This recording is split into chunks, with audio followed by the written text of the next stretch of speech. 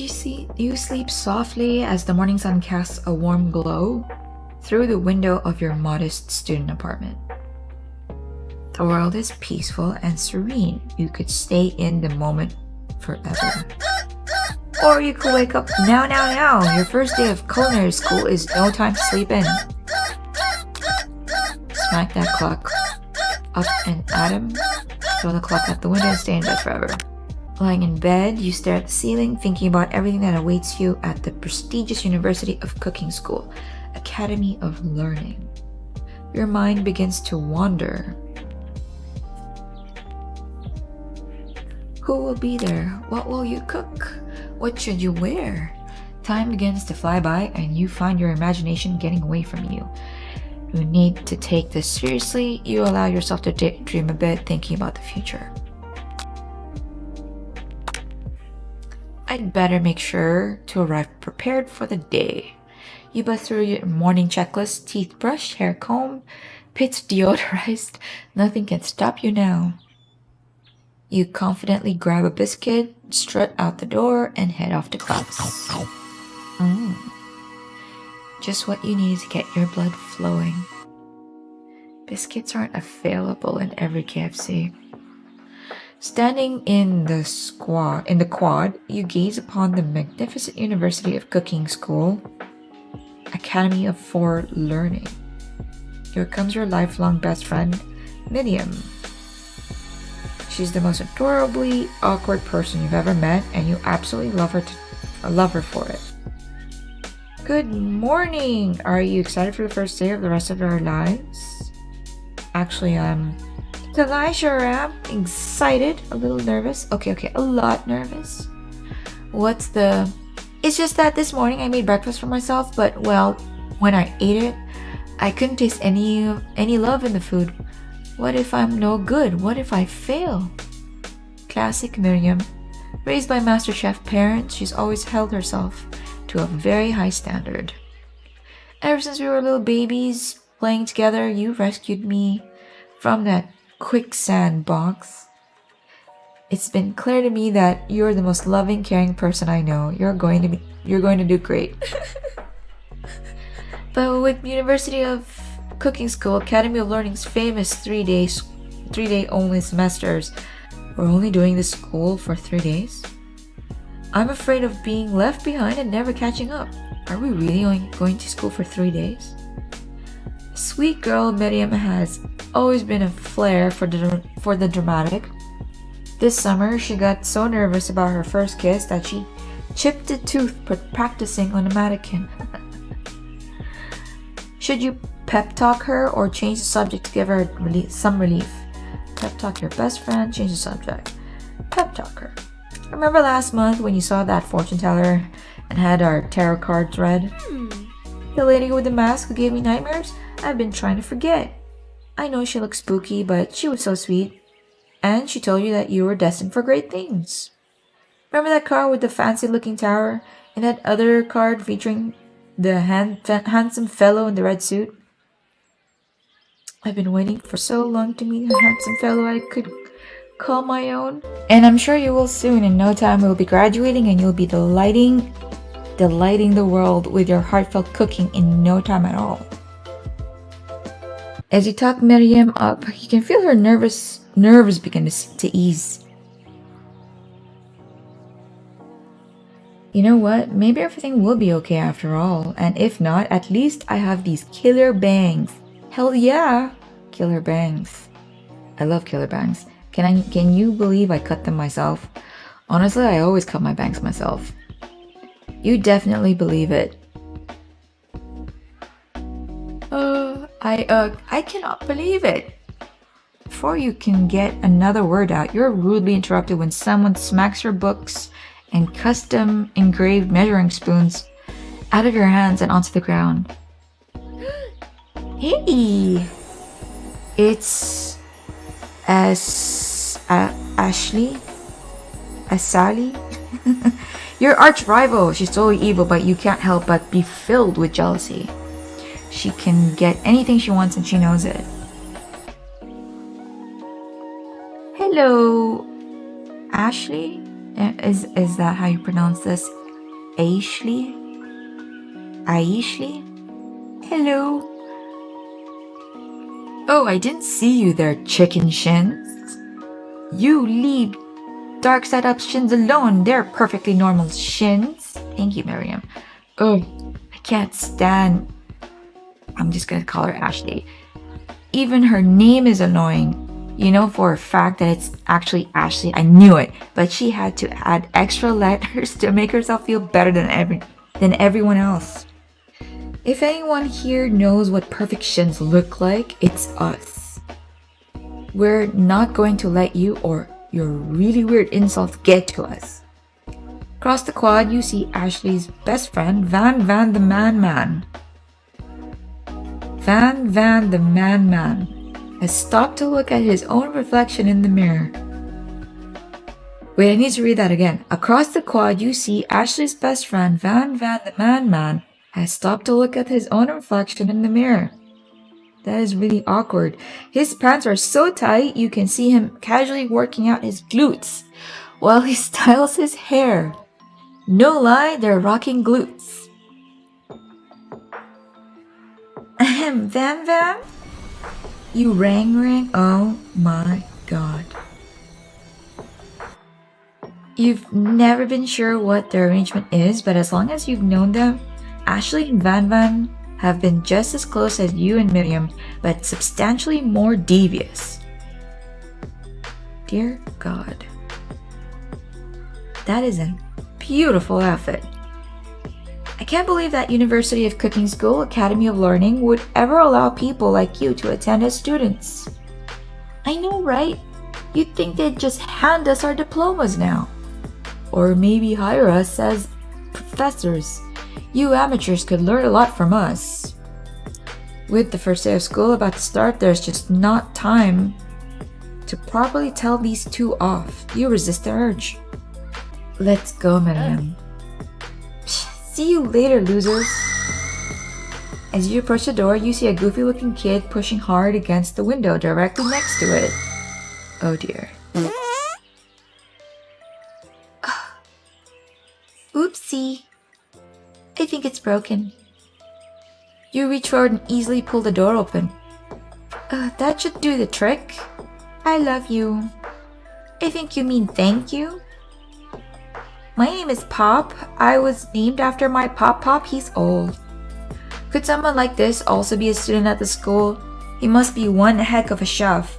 Also, his name tag clearly says Bob, but I guess he's reading it upside down. That is so adorable. Hi, Pop. I'm darksideup, so... Are you going to make me hold this door all day? Nope. And with that, the young man walks into the building ahead of you. Is it just me, or is he kind of cute? He is adorable. I think it's just you. You both shrug your shoulders before following him into the building. You stand at the edge of the room, unsure where to sit. Other students wander in and keep themselves busy, chit-chatting. Ooh, it's a doggy. A scruffy-looking pooch takes his plate at a podium at the front of the class. Adorable. Now, quiet down, everyone. Who is this unreasonably cute pup, and why is he in our culinary class? You must be Sprinkles, head instructor and CEO of UCSAL. Please call me Professor Dog. Aw, he's begging. I may be cute and little and fluffy, but I still demand respect. Woof! What? A cute dog is our professor? This is the best school ever. I guess only a dog's nose is capable of picking up all the nuances of fine dining.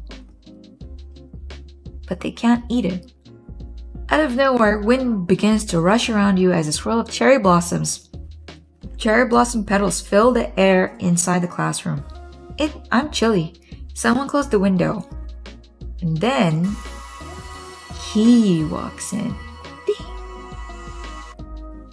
You're immediately swept up in the aura of this new student and his remarkable goatee. Who knew anyone could be so handsome? Time stands still. It's him. If it isn't my favorite student, Harland, Colonel Sanders interrupts Sprinkles. Sorry, Professor Dog. Before he can finish his sentence, please call me Colonel. Colonel Sanders. A hushed murmur rolls through the classroom as Colonel Sanders walks down the aisle of desks. Suddenly the room is sweltering. Sweat begins to bead across your brow. You feel like everyone is looking at you and you're not entirely wrong. And this over here must be Sweaty sweats a lot. Maybe we should open the window back up before faucet pits melts into a puddle and evaporates entirely. Hey. It's stress, okay? He's so handsome. Hold on, just a second. Nobody talks to my friend like that.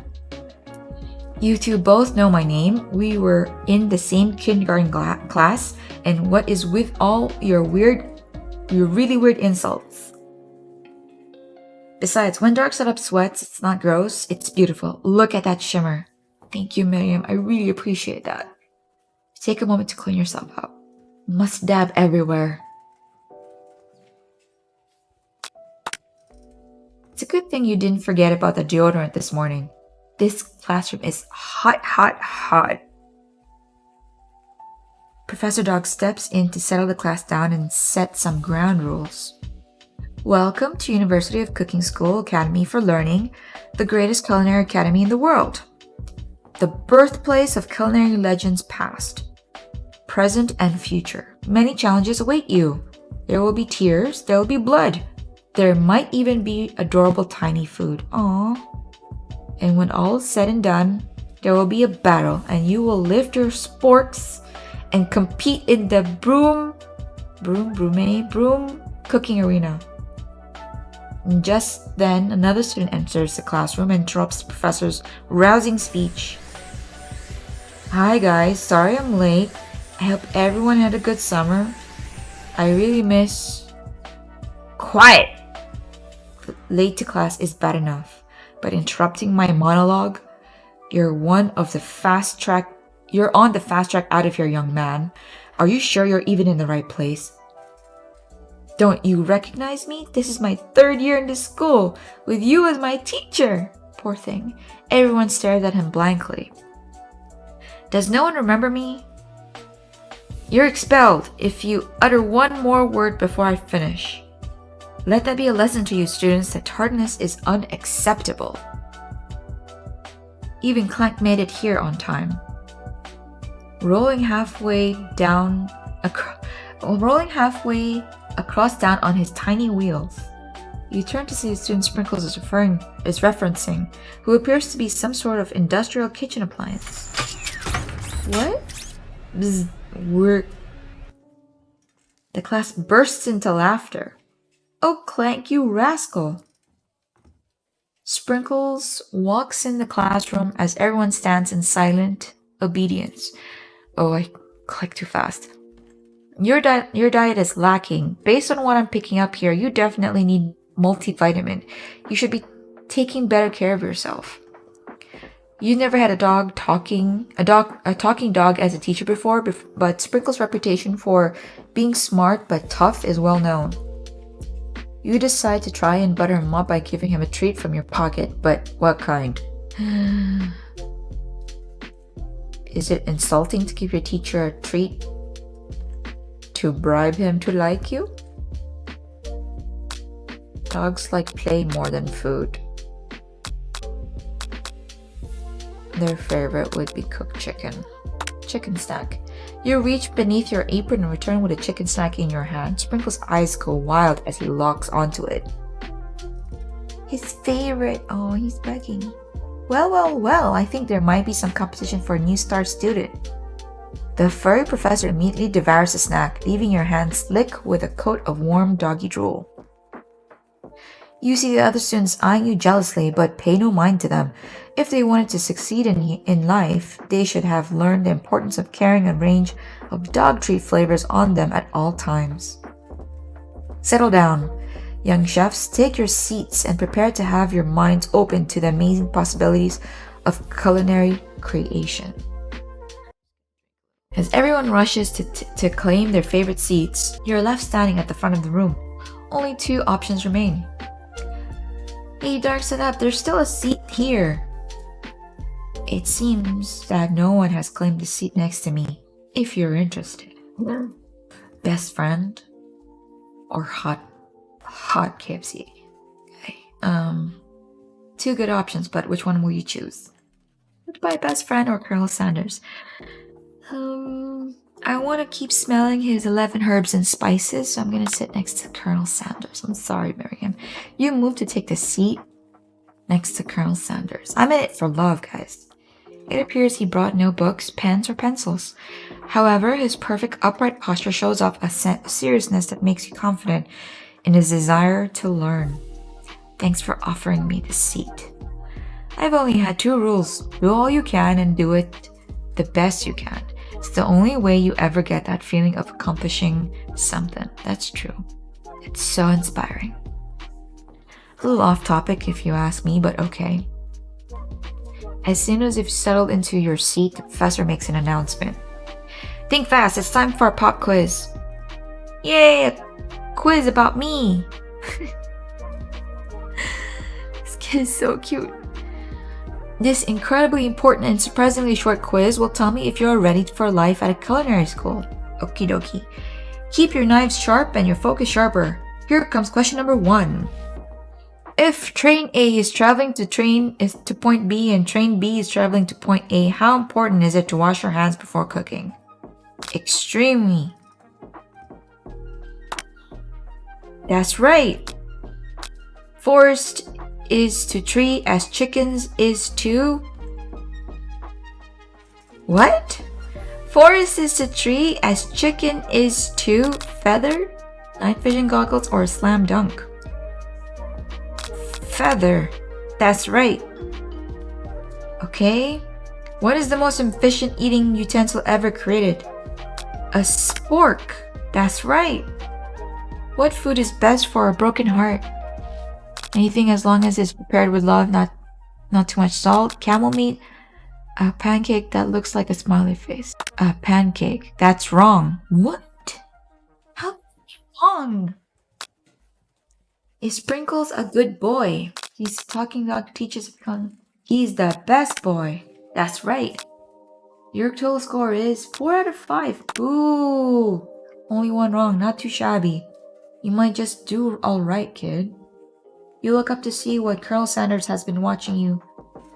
That Colonel Sanders has been watching you tally your score. He nods with approval.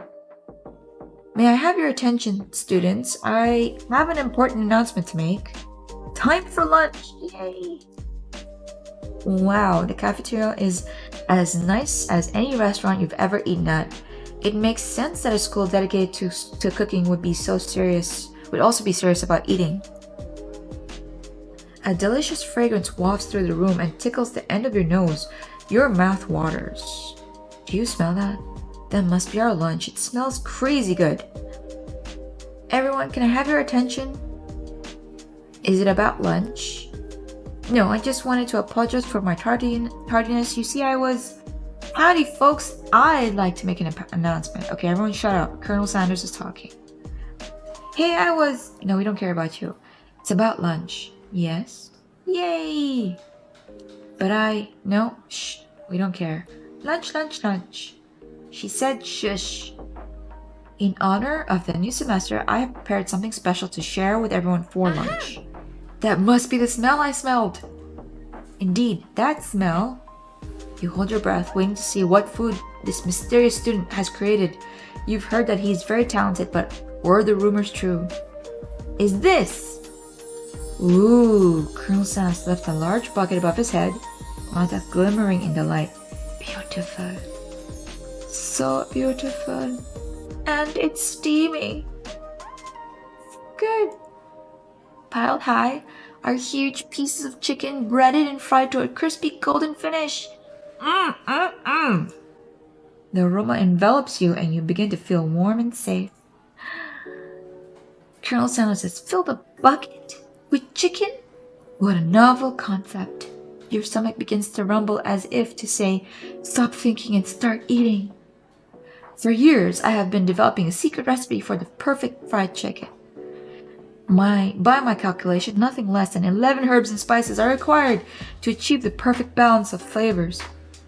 Have you guys seen his Twitter page? Tell me if you've seen his Twitter page. You look around and notice that every other student has pen and paper and is scribbling notes as fast as they can. But that's all I'll say about that. What? You think we want your stupid secret recipe, dude? Psh, pish paw. Pshaw? Pshaw? Pshaw! Nah, my dude, now. I'm just drafting a last will and testament in case one of those ingredients is poison. Got him. He looks around nervously to see if anyone else is laughing at his sick burn. You wait to see what zinger Ashley has prepared to follow up, but she suddenly takes a different approach. Yeah, and I was just like writing in my diary. Dear diary, today I smelled something beautiful. I knew at that moment that only the hands of the true gentleman could fry chicken so tender. Ooh, she likes him too.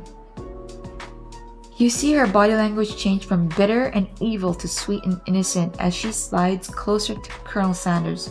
She realizes that he is destined for greatness and fame with cooking skills like this. She wants him all to herself, bitch. Oh, please. Well, Van the Man, if you don't want any, I'll take this. I'll take his. Whoa, hold on. I mean, I guess I'll try it. He takes one bite and his eyes grow wide. He starts contorting his face as he tries to hold in his pure exhilaration and act unimpressed.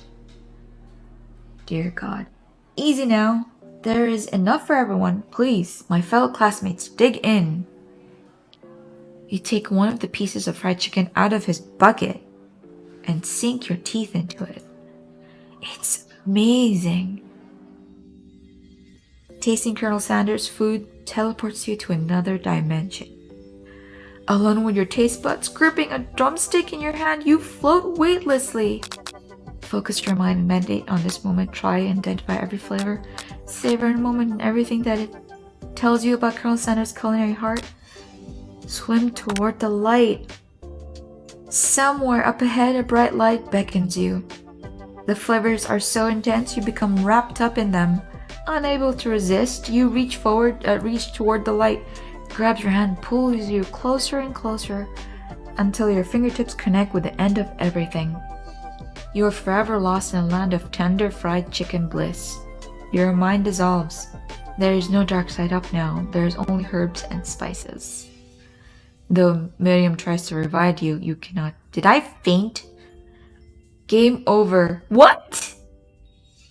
What? Did I just lose? Try again. Did I just faint and lose? Here we go. Alright, don't follow the light. Focus your mind and meditate on this moment and try and identify every flavor. Savor the moment and everything that it tells you about Colonel Sanders' culinary heart. Go for that one. The flavors in your mouth are beautiful, pure, heavenly. What a guy! Alone with the flavors, you feel something that can only be described as love. For a man, for a flavor, are they the same? After tasting his food, you try to get some one-on-one time with Colonel Sanders. You approach him. Colonel Sanders smiles ever so softly as you approach. He stops what he is doing and allows you to break the silence. Colonel, I wonder if I could talk to you for a second. Anything for a fellow chef.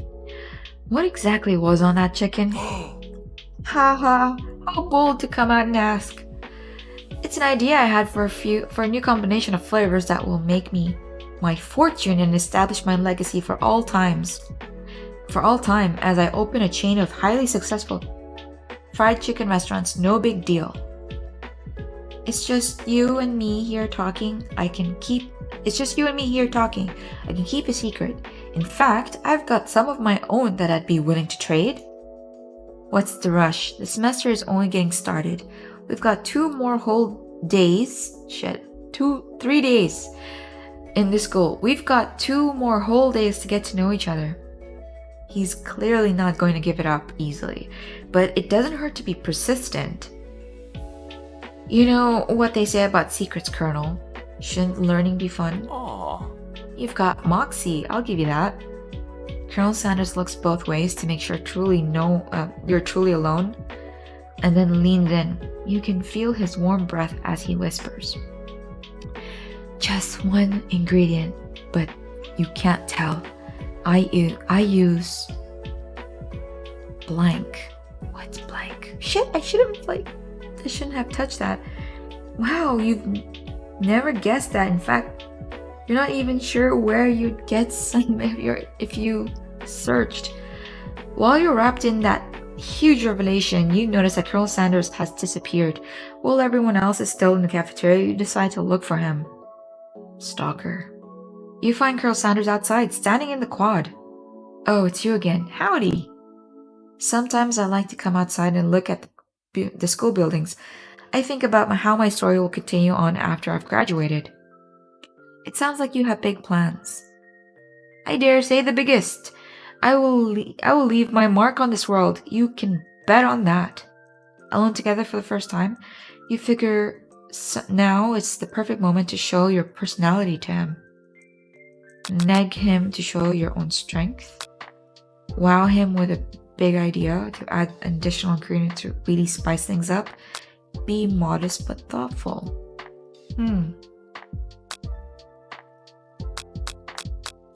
Wow him with a big idea to really spice things up. You know about that?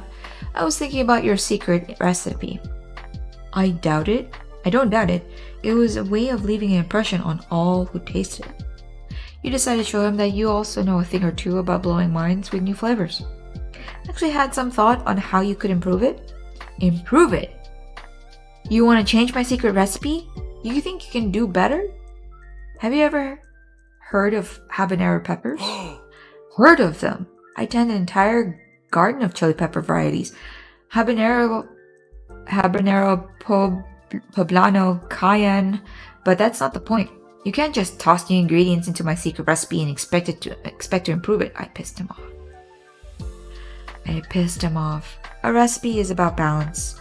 It involves careful consideration and refinement. I didn't mean to. Let this be the last time you improvise my recipe, darksideup. I'm headed back to class for the next lesson. Shit. That certainly didn't go as planned.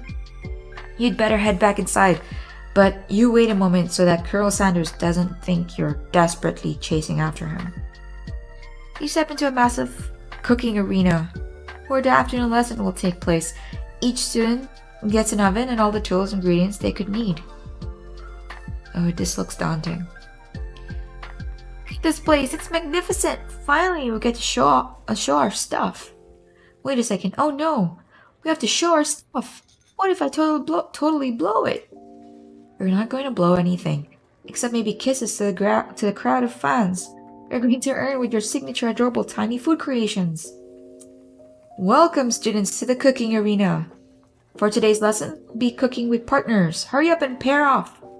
Naturally, Miriam looks over to you, but unable to control yourself, you pounce on Colonel Sanders. Oh my god. Hey Colonel, would you like to tackle this lesson as a team? A team of 2. That is me and you, as if that wasn't clear. Want to be my partner? So eager. I really want to get into your recipe. Aww. Sure, darksideup. I'll prepare our station. Yes. I'm sorry, Miriam. Love over friendship right now. Without you as a partner, Miriam is left standing alone. 2 different students quickly take notice. Hello, new partner. Beep bop bzz. Oh, my 2 potential partners? I'm so sorry, gentlemen, but I don't know who to choose. Looks like you'll have to pick for her. Friend duties can be a little awkward, but that's the price you pay for not. Who do you want to ask to be Miriam's partner? Pop or Clank? She likes Pop. Let's go with Pop. Sorry, Clank, but I think Miriam will be partnering with Pop today. Pop gives a big smile and he steps up to the same station as Miriam. I'm a chef. He holds up a banana and without peeling it, probably eats the entire thing. Oh no. Maybe we should have picked Clank for her. It's disconcerting, but Miriam is too kind to act grossed out. I love your enthusiasm, Pop. She looks at you with like, really, this kid? But it's too late to change your choice now. Now it's time to focus on your own cooking classwork. Alright, you two, for today's lesson, we're going to keep it simple. Pick a basic dish and divide up the steps. No chef is an island. It takes 2 flints to make a fire. You get the idea. Which dish do you suggest to your partner, Colonel Sanders? Steak tartare seems easily enough. It's fancy and you don't even need to cook it. Using octopus will blow Colonel's mind. Your grandmother's mashed potatoes and gravy. I've always been something of a down-home chef. I was thinking we could make something warm, inviting, comforting. He gave me hearts, right? Maybe mashed potatoes? Yes, and gravy. I will be the mashed potatoes to your chicken. I couldn't imagine one without the other. Colonel Sanders casts a coy look at you, causing your whole face to go beet red. Embarrassed, you quickly turn away. Love, I'll go get the potatoes. No, please let me. Picking perfect produce is a passion of mine. Looks like things are getting pretty fresh around here. Does someone have a crush on Colonel Sanders? Or just cooking partners? Mind your own business. Lady, go away. Sanders' heart is my business, and you'd better keep your fingers off of my man. He's not your man. Did someone call for me? No, Van the man is your man. Oh, no, geez, Van. While I'm over here crushing darksidup's dreams, you're supposed to be taking care of our classwork. That's the deal, remember? That's not fair. Look, he's crying. Colonel Sanders returns, arms full of peeled potatoes. He tosses them into boiling water, turns his attention to you and your old friends. Howdy there, Ashley, Van. Are we working a quartet instead of a duet today? Or now?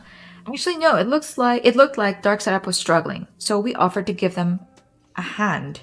You know how it is, these young amateur chefs needs a lot of mentoring. Excuse you? You're just here to be like a really annoying person. I was going to say, Colonel Sanders, maybe I could also teach you a thing or two about fancy food. Maybe one day you might be able to get up to my level. Ha, doubt it. Van. Look at him. Look at his face. He is so annoyed with you. Don't be rude, Van. Yeah, you shouldn't be rude to Colonel Sanders.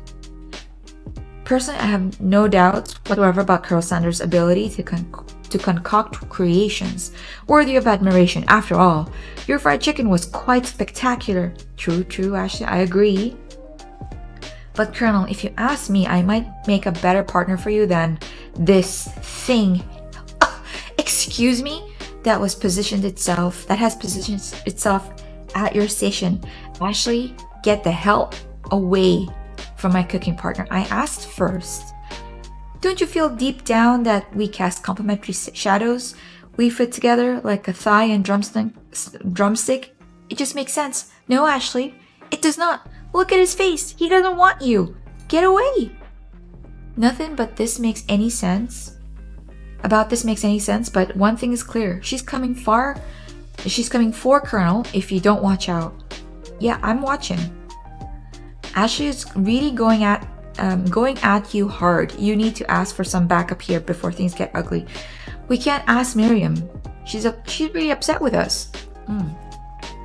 Turn to Colonel Sanders, hunk of hunks, at your time of need. Turn to Miriam, your favorite bestie who always has your back. I'm gonna ask for Colonel. I'm here to learn and to express myself via my cuisine, not bicker with prima donnas. That's right. Partners were chosen at the beginning of the class, so let's all respect the format, okay? You turn to Colonel Sanders to confirm you're on the same page. I chose Colonel Sanders and Colonel Sanders chose me. Isn't that right? Sometimes conflict can build actually build character. No. I wouldn't want you to shy away from a bit of healthy competition with our peers, darksideup. No! Wow! Is he just not that into you? You think a gentleman would defend you in a situation like this? Could you? How could you? I thought we were meant to be. Did you do something to offend him at some point? Come on! I'm offering my grandma's mashed potatoes. This is wrong. You look for sprinkles in hopes that he might step in, but he's nowhere to be found. Darn those cute corgis and their short but sturdy stature. You look down at your station and realize that in the tension of the moment, your handset's been cooking on autopilot. Distracted by the drama, you've already crushed the boiled potatoes into a perfectly creamy mashed texture with plenty of butter and cream for flavor. It's as if your natural passion guided you through the steps, as so well, while your attention was elsewhere. That's good. I know just what to do. Colonel Sanders extends his hand. He's holding a beautiful white porcelain gravy boat, out of which pours smooth brown gravy, smothering your nearly finished potato dish. Gravy flows down the mound of mashed potatoes. The result looks spectacular. Granny would be very proud. Colonel Sanders holds spork out to you. You reach out and grab hold of it, but he doesn't immediately let go. The two of you stand holding the same spork, and for that small moment, all of the madness and pressure in this crazy world stops. Your eyes lock. The moment is electric. Time stands still. If you love something, set it free. Together, you dig the utensil into the mashed potatoes and lift a heaping sporkful up. When you see Ashley with a sinister look, you know she's plotting against you to be with Colonel Sanders. And then, filled with rage and without thinking, you fling the sporkful of mashed potatoes right in Ashley's stupid, beautiful face. Van, do something! Do something! Scooping up a fingerful, Van tasted dripping mashed potatoes and gravy and realizes that it's delicious. Horrified by this revelation, he slinks away. Will he ever be able to cook something with so much love and integrity? No, because I've put my love into this. To get Colonel Sanders to notice me. Hold on right there, darksideup. We don't waste food in the broom cooking arena. Colonel Sanders, I expect better from you. If you throw one more spoonful, you'd both better be prepared to eat it from wherever it lands. Uh-oh. Can I have potato face? Aww. Van rushes back over, covered dish in his hand. Mashed potatoes with gravy? Pathetic. In just a few minutes, I've prepared a full meal. Gaze upon my specialty, braised tentacle of octopus in my silky saltwater sauce, plated on a battle axe blade forged by my supreme chef ancestors. Oh my god, that is epic. You've ignored me for too long. That ends now. It is I who will have first bite, and you will all look on with envy. The interrupting student rushes at Van and swipes a bite of his signature dish right off the plate. No, don't! Something about this dish doesn't strike my nose quite right. I think the octopus was rushed and may have turned in the process. The results will be toxic. Too late, it has been eaten. Oh no, he's gonna hurl. I think I left something in the oven. No, Van, take responsibility. I don't feel so good. No. He died. Everyone step back. Don't take another bite. Oh my god. When you look back at the plate, the rest of it's gone. You notice the tip of the tentacle being slurped up in Pop's mouth. Pop! Pop winces in pain for just a moment. Then is almost immediately back to his oblivious self. What? Oopsie. Tastes like poison. Huh? What happened? The entire class has gathered to watch Pop's final moments. Shock has frozen the whole crowd. They are as motionless as statues. Did he die? The class bell rings, disrupting the moment and snapping everyone back to reality. It would appear that Pop's enthusiasm for for trying new things, despite obvious danger, has inoculated him against poisons of all kinds. Wow, he's superhuman.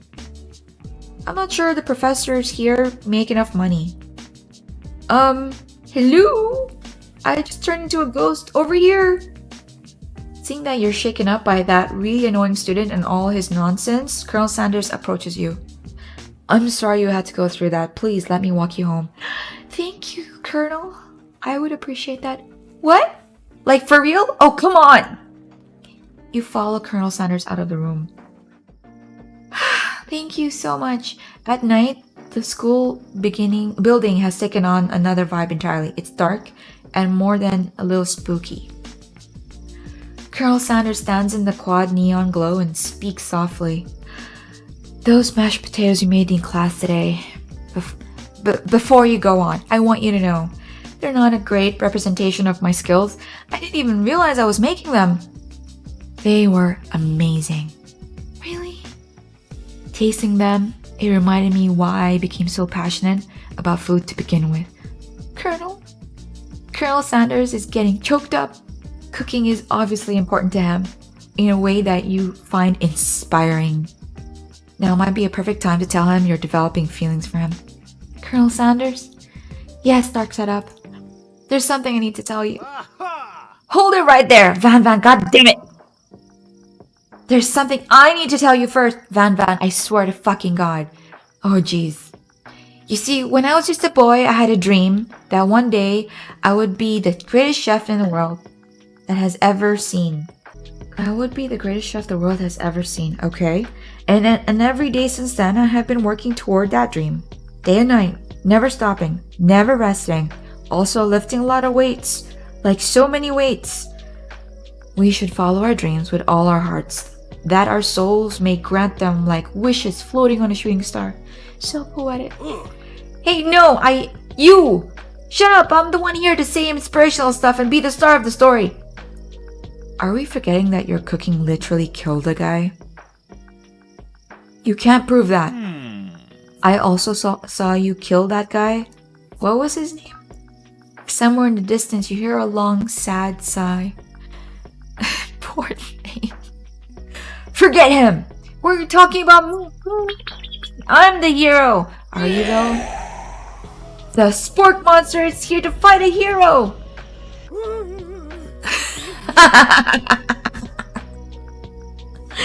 You said you're the hero, Van. Own it! I think they left the fridge door open. Laters, nerds. Dude, lame, come back here. We will not let harm come to another student. Except for that ghost kid. I kinda dropped the ball on that. Be afraid, be very afraid of me because I'm a monster, see? Is he rhyming on purpose? Or is that just a coincidence? But before you can discuss syntax any further, it's a turn-based fighting sequence. What will you do? Defend. You decide to defend. Okay. Which defense will you choose? Trepidation. You close your eyes tight, but then open one just enough to squint and see the spork monster across the battlefield. For some reason, this makes you feel more prepared for what comes next. Spork monster goes on the attack. You spit hot gravy they spit hot gravy at you. Ow. You take 1 damage. Fat lot of good that defense did. Attack. You decide to go on the attack. Cook with love. Cook with love does 1 damage. Spork monster won't forget this. Focus their mashed mind and draws in energy from Mother Earth itself. Seriously? They grow larger and more intimidating. How will you respond? What? Defend! You decide to defend. Which defense would you use? Buff up! You draw energy into your arms. Thinking back on all the staring you did in the kitchen as a child, your muscles go super swole, and you're ready to take on anything. Spork monster is no quitter, buffed up and ready to rumble. They go on the attack once again. Spork monster uses utilitensile. You take 2 damage. Damn it! If you take much more damage, you're not going to survive the battle. Attack! You decide to go on the attack. Chow down! Chow down does 2 damage, a powerful blow. Spork monster is oozing cheese sauce onto the lawn of the quad. I wonder where the hell is Colonel in here? Why isn't he defending me? I wonder who is going to have to clean that up. Feeling vulnerable, Spork monster prepares for its ultimate attack, Rounded Edge. Vile villain, your reign of terror stops here.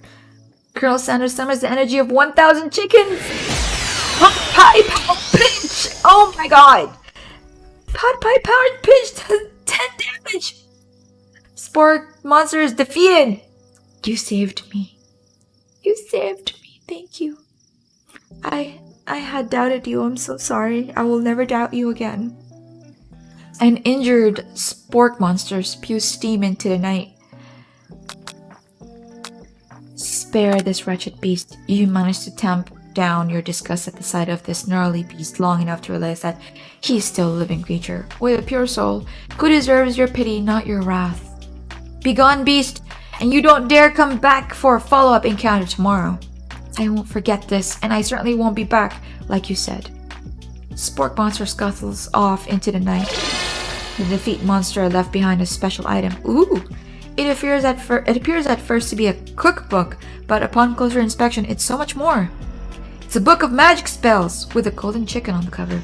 Ooh. Are we going to delve into the occult now? You open the cover and find a library card tucked inside. The last name to have signed it out is Borko. Borko. That name sounds strangely familiar. Your blood is pumping as you stand in the quiet of the night, holding the mysterious book in your hands. As you calm down from your battle buzz, you realize that your final attack has left you completely depleted. The world around you begins to fade away. Without any energy, you keep your eyes open. Darkness overtakes you. The image of Colonel Sanders flashes before your eyes as you fall asleep. Oh, is he looking down on me? As he lays me and tucks me to bed. Colonel, please don't take advantage of me. He must have helped you get home. In your tired state, you don't know if you could have made it without him. What a guy. Thank you, Colonel. What you want to thank him, but you don't have the strength to utter a single word. It's okay, I'm doing it with my inside voice. You feel your covers being pulled up over you as you're tucked in tightly. Oh, good night, my Colonel. In your dream, you're together with Colonel Sanders. For some reason, Sprinkles is also there, instructing your love. What? Really? Dreams are weird. Everyone's flying on the ghost is flying on a chicken. You awake on day 2. Oh, one more day. And attempt to process the wild visions you had. Were they memories or premonitions? And then there was that secret ingredient that the Colonel went ahead and told you about outright. Not much of a secret, huh? I know what it is. It's salt. It's probably just because he already trusts you so much. I hope so. Sure, that makes sense. We'll go with that. You meet up with your bestie in front of the school. Before you can tell her about the encounter with the Spork monster, she launches into a story of her own. Okay, I know this might sound a little strange, but I think I might be, I think I might like Pop. What? You like Pop? Are you sure? Like him? Like? It sounds like it's moving too fast, but there's something about him. I like him. I like him. We got to talking after class, and he's actually a totally sweet guy. Not only that, but he's really smart. He told me all kinds of stories about Colonel Sanders. What? Did you know that Colonel Sanders enlisted in the army when he was only 3? What? Not only that, but he founded a special unit for super soldiers who all wear the same hats just because he put a hat on one time and thought it looked cool? But Colonel Sanders doesn't even wear a hat. He wears a ribbon tie. Either way, maybe it'd be best if you took it slow with this new boy, like I am with Colonel Sanders. You and Colonel Sanders? The coolest guy in school? Are you judgy? I'm the most famous student to ever attend University of Cooking School Academy for Learning. You're a thing now? Why the doubt, Miriam? Do you think I'm not good enough for him? We definitely connected yesterday. Ha ha ha, sure you did. You're great. Why wouldn't he be into you, I guess? Miriam. Laughing at the implication that you and Colonel Sanders might be a thing is definitely not cool. You are great. Yeah, I am. I'm amazing. How could you, Miriam? I thought we were friends. You have an idea about how to prove that your love is real. I don't diss you and Pop. How could you? Well, if he's not into me, why did he tell me one of his secret ingredients? I really don't think we should be saying that to her. Your bestie's eyes light up. A secret ingredient? Yeah, I just said that a secret. I just said that a secret ingredient. Is there a dramatic echo in here? Miriam checks to make sure you're alone before continuing. No, I'm not gonna tell you. I swear to God, if I fucking tell him. So this summer, while I was on vacation with my family, a lovely man approached me in the botanical garden where I was wandering. This can't be good. He told me all about his passion for spices. Secret spices. The man even gave me some to show me what he meant. He said it was a powder created from super duper rare dried flower petals, and that if I did him a big favor, I could have some of my own. What did you do? Please, Miriam, don't tell me. So I filled my suitcase with them and brought them home. He was so nice, he even met me at the gate when I arrived.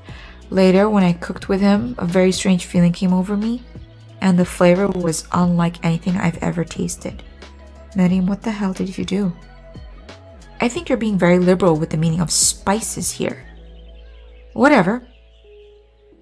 Wait a minute. Did you have the other oregano? Did you eat the other oregano? Whatever. Anyhow, we both share an interest in cooking and we've stayed in touch, like pen pals. I bet he would love to know more about new spices. I don't think so. I think he likes his new spices. Well, I'm definitely not supposed to share Colonel Sanders' secret recipe. Good. And besides, I only know the one ingredient, so I doubt it'd be much of any use. Use to anyone. Cough, fibber, cough. Fibber. Please, please, please. It would mean the world to me. No one has to know. Came from you or from Colonel Sanders. Girl, I should not. It's salt. What do you think? Should we protect Colonel Sanders' secret or share with your bestie? I think we should protect Colonel Sanders. Make a fake ingredient. You quickly think of a fake ingredient name. I don't know. I don't know. How about... It was Eye of Newt. I know, sounds like kind of witch's potion, but what can you do? Eye of Newt. Wow. Oh, thank God. Her eyes light up, imagining such a thing, and you figure that you've satisfied her curiosity and she'll move on. However, she immediately turns around and does some thumb typing on her phone that you can't quite see. That's probably not good. Before you ask her to confirm what she's doing, that she's not definitely texting secrets to other people, you're interrupted. A wind rushes in. Cherry blossoms fill the air. It's him! He's come! Colonel Sanders! Oh, he's arriving at school on a white horse. Our prince has arrived. I feel like Snow White. It's Colonel Sanders who's arriving at school. Stand back and admire his majestic glory. Run to him. Would that seem eager? He'll run me down with his horse. Stand back. Colonel Sanders' horse is truly a beautiful thing. Without ever acknowledging that he's being watched, he does a short horse dance before dismounting with a flourish. He then slaps the beautiful creature gently on its rear, sending it running free into the countryside. Beautiful. You are so struck by the sight of him that you lose the ability to speak coherently. Sir, Oh, I didn't realize anyone was watching. Don't worry, he knows his way home. He's a magic horse, made out of His Majesty. You attempt to compliment Colonel Sanders, but the words don't come out. Exactly right. What a horseful beaut you have. I mean, what a horseful beaut you have. Dang it, that's what I just said. Being a good friend, Miriam attempts to cover for you. Oh, darksideup just gets really nervous around people they like. What? That's not helping. I mean, they got food poisoning and we're up all night. Excuse you? Don't say food poisoning. It was gruesome. You should have seen it. No, Miriam, don't say that. She gives you a wink and a smile as if to say, situation handled. Can't blame a girl for trying. Miriam, we're no longer friends. And with that, Colonel Sanders disappears into the school, leaving you and Miriam to follow. See what you did? When you enter the classroom, and you can see two rivals, Ashley and Van Van. Your two rivals, Ashley and Van Van, are doing something bad. By the way of their hiding, you know it must be really bad. Like counterfeiting recipes bad. Experimenting with restricted ingredients bad. Summoning a demon bad. You try and get a peek over Van Van's hulking shoulder, but he sees you. What are you guys doing? Whoa there, little one. I'm not sure you're ready to handle this. Why don't you be a bee and mind your own wax, honey? Tell them to stop acting immature. Act like you're not interested in them, but really try and get a closer look. You sit near the rivals, but leave your back turned to them. You even hear Van Van mutter something that sounds a bit like a magic spell. They're the ones who sent that monster. However, he notices you eavesdropping. You try and cover your tracks and improvise an excuse. It's time for class. You're distracting the rest of us who want to learn. Now you've upset them. Oh, and you're the emperor of cooking, are you? You make the rules? Oh no. Not sure how you'd know a good meal if it ate you.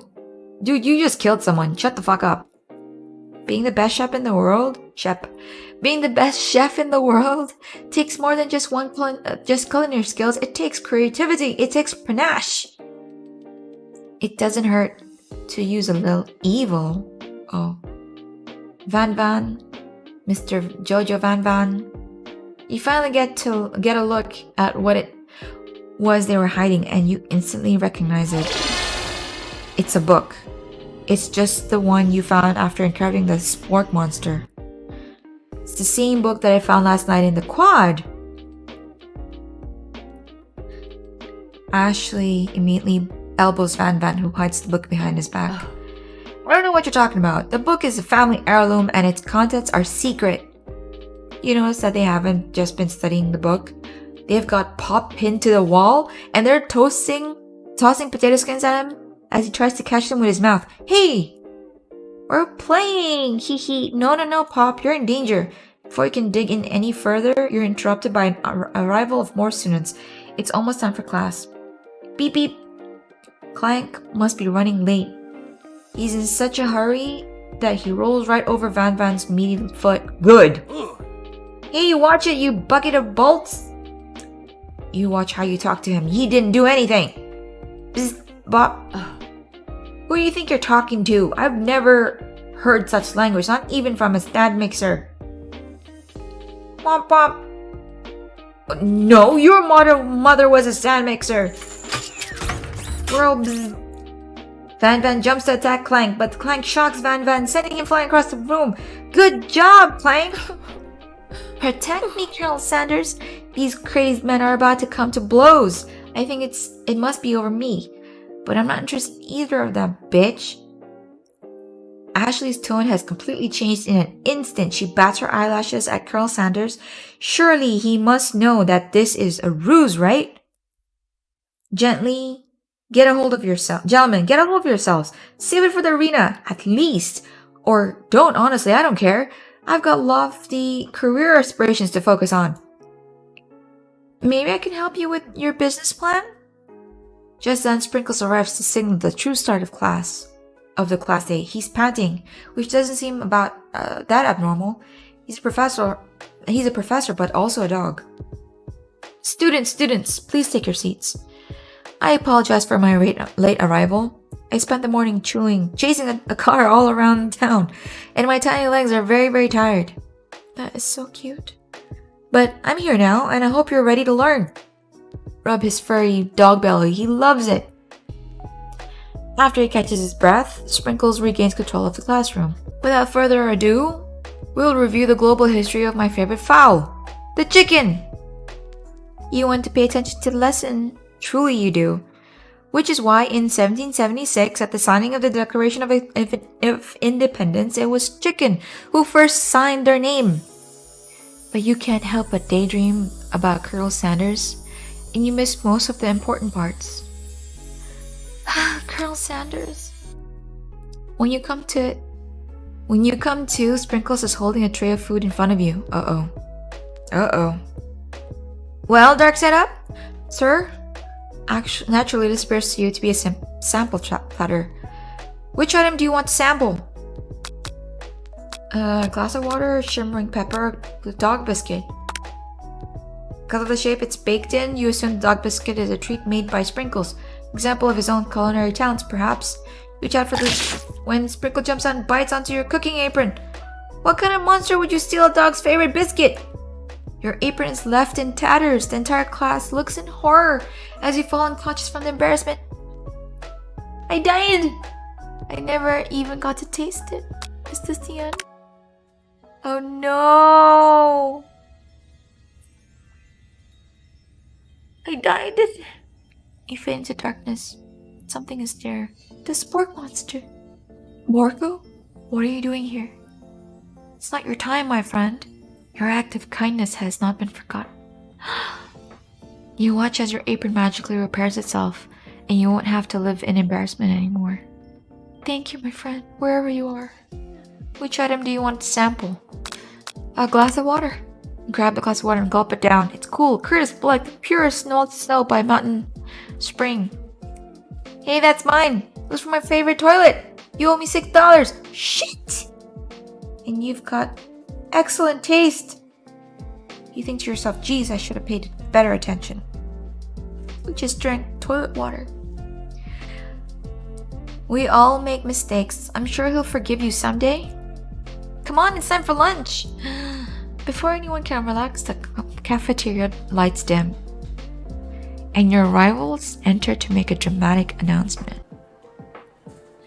Today's lunch will be prepared via timed competitive cook-off. The level of theatrics with these two is off the charts. Demand they stop wasting everyone's time, step up and tell them you're on. Competition. A bit of lunchtime competition, eh?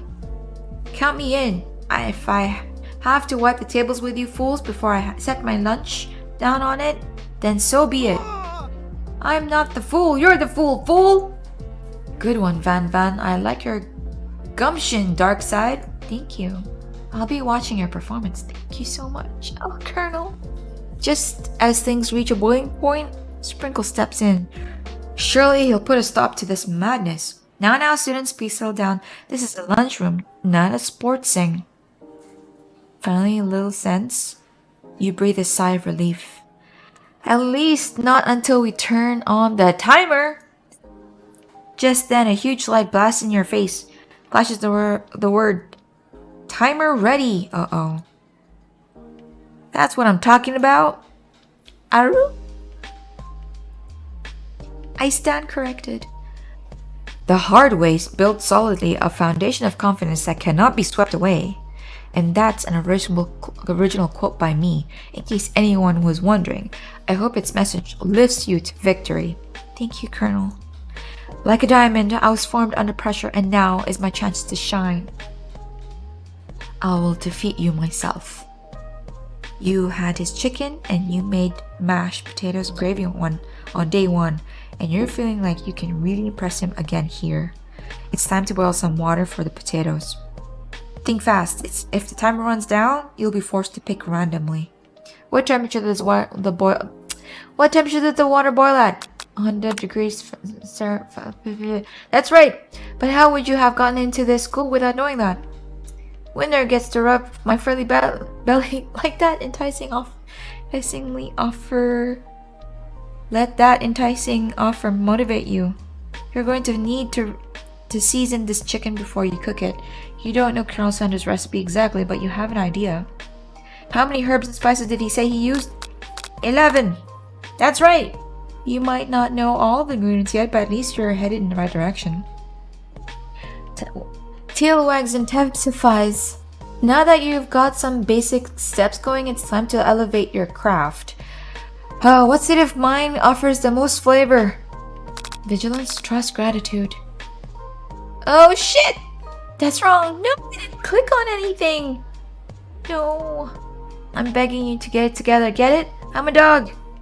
It's never the wrong time for some dog trick. Next question. Your classmates are rooting for you, but Ashley is simply stronger and faster than you. You better pick up the pace if you want to survive. When you were a child, your father told you to never forget where you came from. Every day you meditate on his advice, and you draw energy from that place. Now, it's great to have the hardest energy. Where does it come from? Small time. That's right. This is your shot. You're not going to miss it. Aru. You try to shut out the noise of the arena and focus on your cooking. What is the sign of success? Sizzling. That's wrong. Why? Why is it?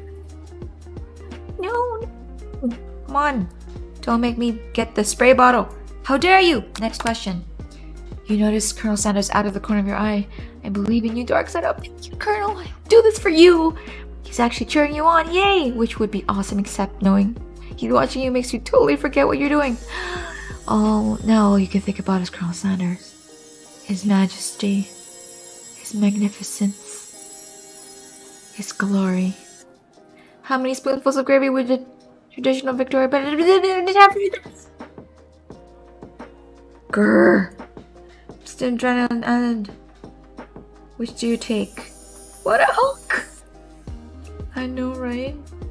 You know what? Shouldn't you be focusing on a challenge or falling behind? Sorry! You and Colonel Sanders riding together and no. What? Woof woof. You're really struggling to keep up. Next station. Shit! Your toss your biscuit dough. Oh no. Yikes. I know you love nothing more than seeing a fellow appliance utilized in a kitchen battle, but sometimes sacrificing personal touch.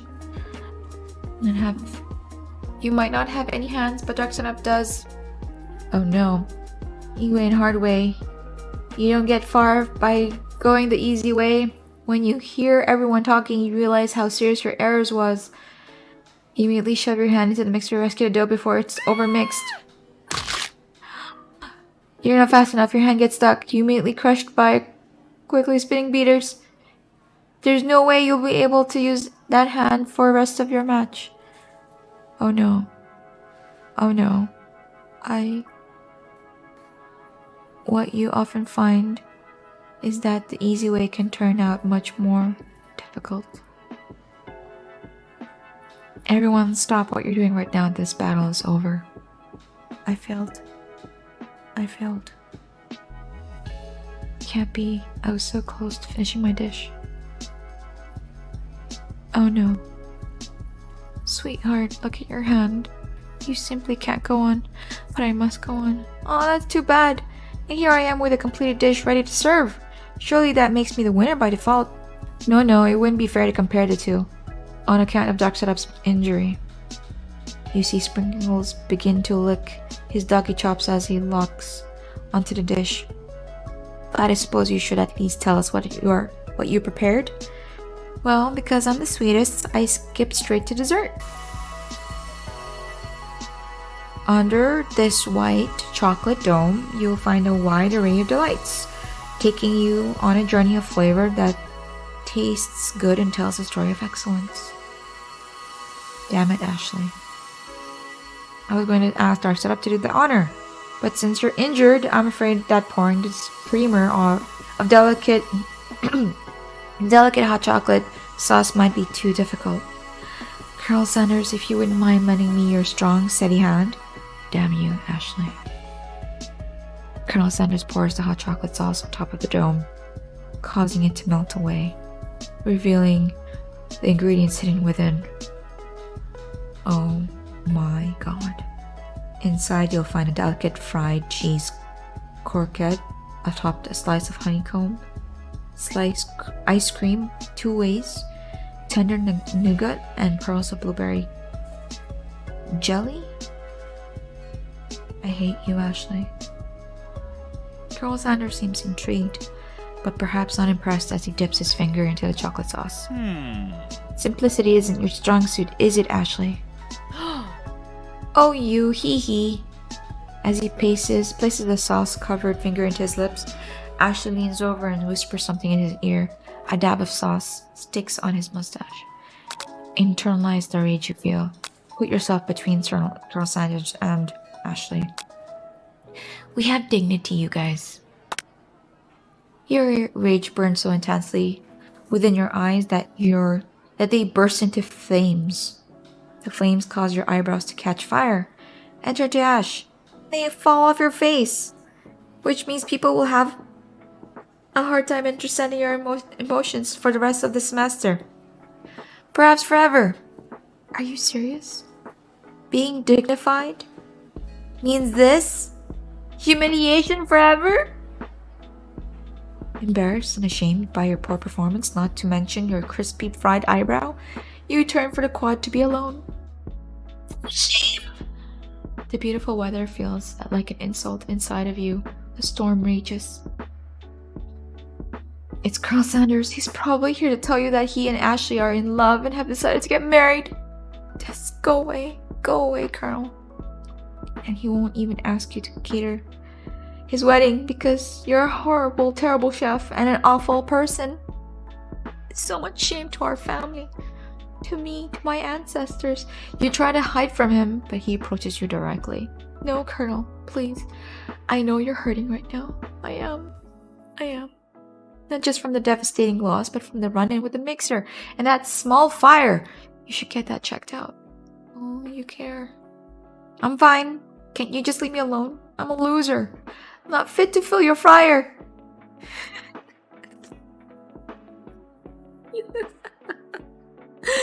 I'm not fit to fill your fryer? That is going to be the best line ever. You'll never be a master chef.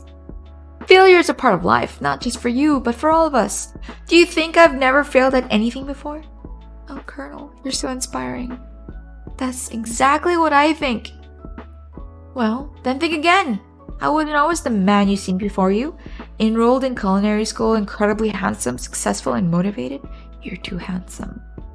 Well, handsome, sure. I was born that way. Yeah. But I've walked other paths and arrived at dead ends. I was passionate about life, but I failed as an obstetrician.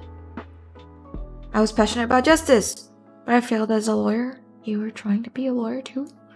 I don't know. I didn't know at all. People see my delicate ribbon tie and my well-kept beard and assume that I've got it all together, which is true now, but it hasn't always been. Sounds like this guy could really use a hug. I need a hug. I resolved then that I was going to amount to something. No amount of hours, labor, or money could deter me from giving the best I had to give. Oh, Colonel, you're so inspiring. As Colonel Sanders changes focus, you can see something ignite inside him. A burning passion. Ooh. One has to remember that every failure can be a stepping stone to something better. My new dream is pure. It's honest. It's something that a humble man in a crisp white suit can be proud of. Oh, so beautiful. I will create a new chain of chicken restaurants that will bring joy to the entire world and make up for my past misdeeds. Chicken is love. Yay! Just as your moment grows intimate, you're interrupted by a threatening, shadowy presence. Battle scarred from the night before, you prepare for the worst. It's the sport monster. Borko! It is I. I know I said I wouldn't be back, and after the whole fight to the death thing, maybe you don't really want to see me anymore, but I just wanted to say that I was wrong to attack you, and I apologize. I know what it's like having to always look over your shoulder. Monster problems, am I right? Aw, thanks, Borko. I'm glad there are no hard feelings. Getting jumped by a giant creature in the dark of night can really rile a person up. I also want to apologize for the way I switched right into attack mode. There was no option to talk to you. I know that you're wrong. I know that you're strong, and cooking school can put a person under a lot of stress. I actually used to go to this school. I wasn't always a sport monster, you see. You what? I don't believe it. You were a human once? Well, no. I was a golden retriever. But I was still a student, until one day some mean kids used a magic spellbook, cast a dark enchantment on me, and I was forever transformed. Oh my god, that is horrible. A magic spellbook. Precisely. I had procured a copy for myself, but somewhere along the way I've lost it. If you find such a book, I beg of you, respect it. You're a powerful chef, and shouldn't rely on dark and evil magic. No, you should be protecting the innocent from those who would cheat them through sorcery and guile. You're right, sport monster. Borko. If you need me, don't fear, I'll be there. Thank you, Borko. It sounds like there are some bad cookies in the kitchen of life, darksideup. Together, I'm sure we can defeat them. Yes, Colonel. Come back to my hideaway and we can discuss. Ooh. Come back to your place? Yes, please. A personal invite? You can't imagine what Colonel Sanders' home must be like, but it sounds like you're about to find out. Stepping inside Sanders' home. Oh my god. That looks amazing. And he has a little picture of himself. As a baby, that's so cool. And adult him. Stepping inside Sanders' home, surrounded by his things, you start to feel a special bond with him. It looks like you live such an exciting life, Colonel Sanders. Every day can be an adventure if you approach it with the right attitude. So true. Long ago, I made the decision to never stop searching, never stop working, never stop imagining. Have you been working on any new recipes of your own lately? I'm always excited to talk about food with another ambitious chef. Well, there is something. Just a side dish that I've been tinkering with, trying to find the right balance of flavors and textures. I'm not sure I've nailed it yet, but I'm close. Colonel Sanders' eyes perk up as he starts to wonder what dish you might be describing. It's meant to pair with something spicy or something crispy, both perhaps? Now you got him right where you want him. Should you reveal your new creation to him or keep it a secret just for you? Keep it a secret. Actually, I've said too much. Please forget I've ever said anything. You can practically hear Colonel Sanders' heart beating in his chest. He tries to act demure, but his facade begins to crack. I can appreciate a good secret, of course. In fact, I've got many, nearly a dozen, in my fried chicken recipe alone. But I would hope that you could learn to trust me with yours. Quid pro quo, Colonel. Well, I suppose you did share a secret ingredient with me yesterday, so it'd be only fair. Colonel Sanders' face grows serious. Ah, yes, about that. You see, yes, Colonel? I haven't been completely honest with you. The secret I told you was fake. I knew it. Oh no. The secret ingredient you shared with Miriam, it wasn't true? You're angry with Colonel for lying, but the fact that you revealed his secret shows that he was probably right to do so. Yeah, we deserved it. I mean, it wasn't one of the real 11 secret herbs and spices. You see, we only just met and I had to make sure that you were trustworthy and capable of keeping my most important secret. To me, my recipes are priceless. Well, I have something to confess. That secret ingredient you told me, I shared it with Miriam, my bestie. No, we lied. We said I am nude. Unfortunately, I already knew this. I was very disappointed. But now that you've come clean, we can start building a relationship. Let's fellow chefs again. Oh, that would be great. I promise to be honest from here on out. I really do. I'm counting on you. Then in that case, I present to you my original coleslaw. The shredded cabbage dish glistens in the light of Colonel Sanders' Lux hideaway. Magnifique! Together you chow down the creamy slaw until a spoonful remains in the bowl. Do you mind if I hold on to the last bite? I'd like to have it around so that I can admire its taste later and think back on this moment. You mean you want to copy it? You could offer to make him more, but he seems like a very sentimental kind of guy. No, he's stealing your slaw recipe. Sure, why not? I want to have that option to say no and eat it. Please make yourself comfortable. I'll be back in just a moment. He took the slaw. You realize that now would be a perfect time to do some snooping. Around the room are various items that you can look closer at. Each item seems to radiate memories and emotions. Tap on an item to discover more about the Colonel. Okay, let's start this one. This must be where he keeps the secret recipe. Okay, it's a safe. You think for a moment the number is important to Colonel Sanders. Then it dawns on you. As soon as you turn the dial to 111111, the safe opens. Inside it, you find a single note. Can chicken be prepared sashimi style?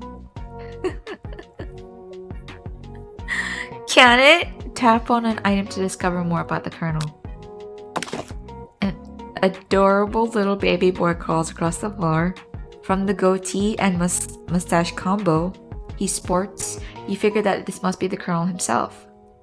So cute. Or maybe it's the drumstick that he seems to be waving like a rattle. Who frames a baby picture of just themselves? Probably the same type of person who would make their own face the logo of the company they founded. Am I right? Yep. Tap on an item to discover more about the Colonel. Okay, the photo appears to be Colonel Sanders. Except he's an old man visiting the Pyramid of Egypt. Maybe this is where he discovered one of his secret herbs and spices. Tap on an item to discover more about the Colonel. Drink. A scented candle. You pick it up, try to identify the smell. Smells like chicken. Power tool.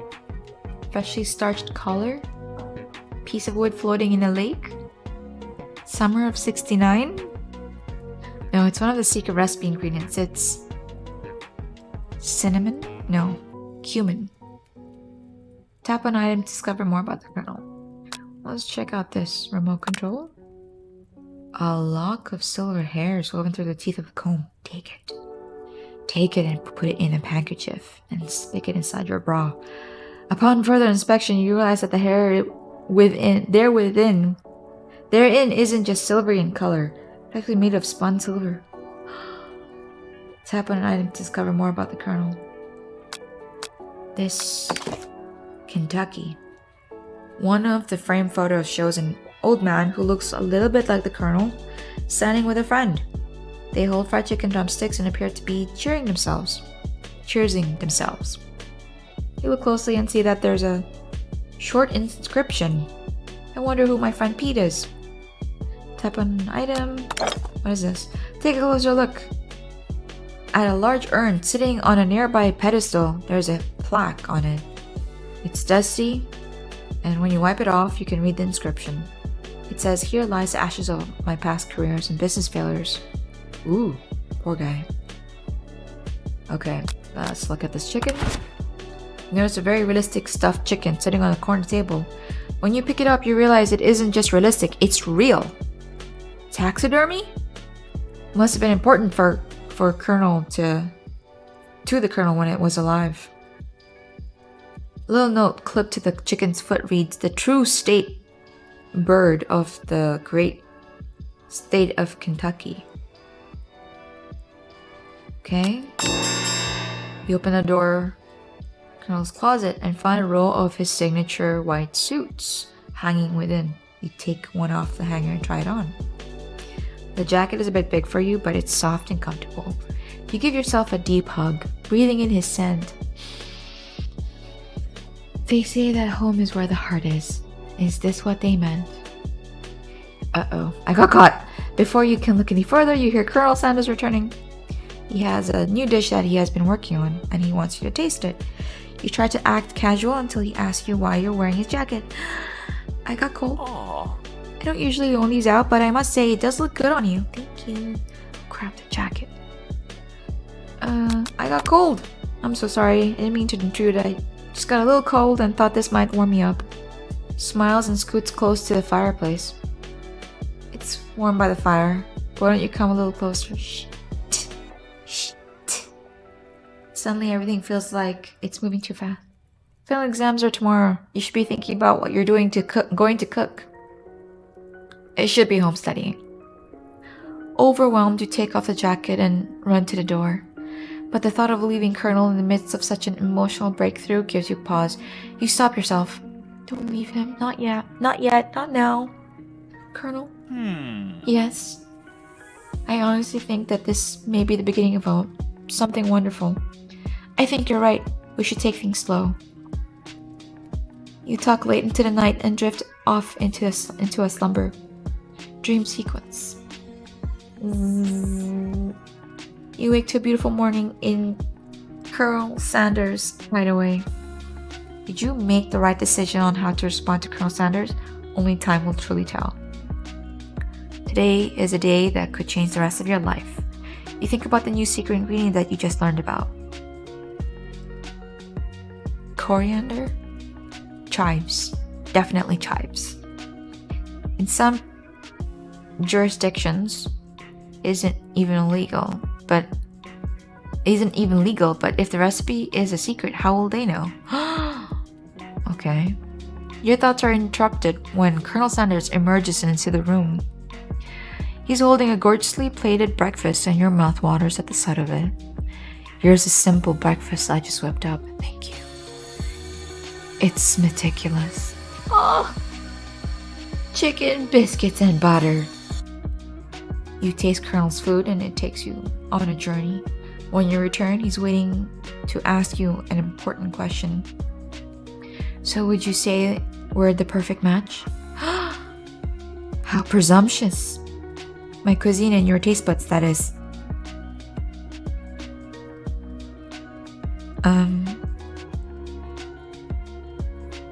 Are you leading me on? Such confidence, such grace. Could he be the world's greatest gift to cookery? Shall we take him down a peg? Or flatter him? What should we do?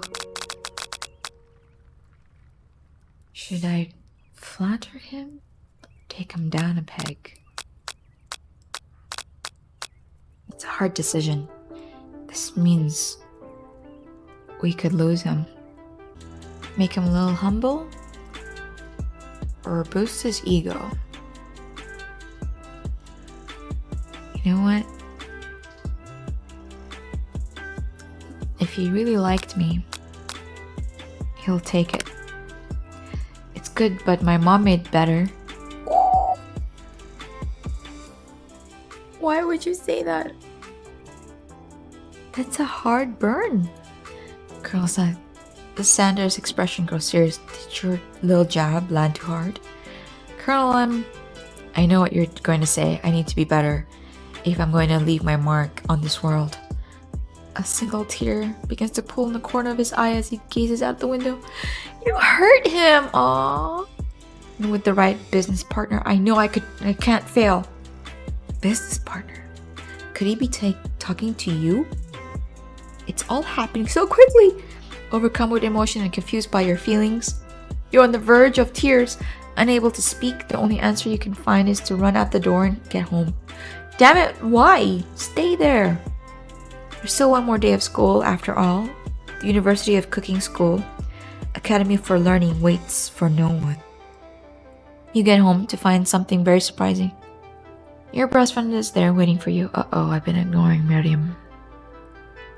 Where have you been? Out? Because I had one heck of a night.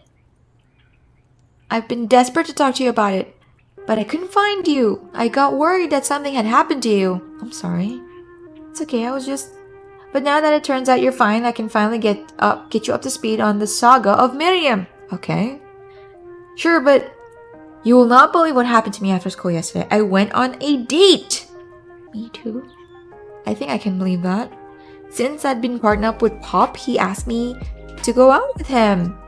Of course, I told him you'd better harness those wild horses, young man. I'm not that kind of girl. But he was just interested in spending some one-on-one time together and getting to know me. So I said, yeah, sure. I can get to know the little guy. Long story short, he took me to his favorite shush house. Shush house? But things quickly spiraled out of control. Did she just say shush house? As if that's a thing people just say? What is that even referring to? And now I'm not really sure where we stand.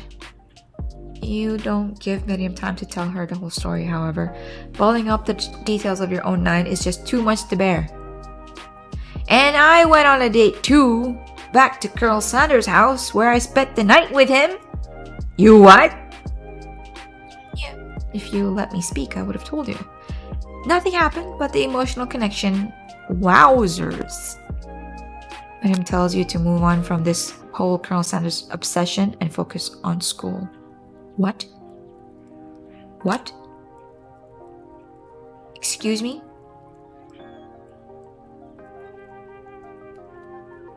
Okay. If being obsessed with Colonel Sanders is wrong, you don't want to be right. After a short argument, you both agreed to go your separate ways. I don't need you, Marianne. When you arrive, I might need you. I need backup. When you arrive at school, you encounter your rivals in the quad.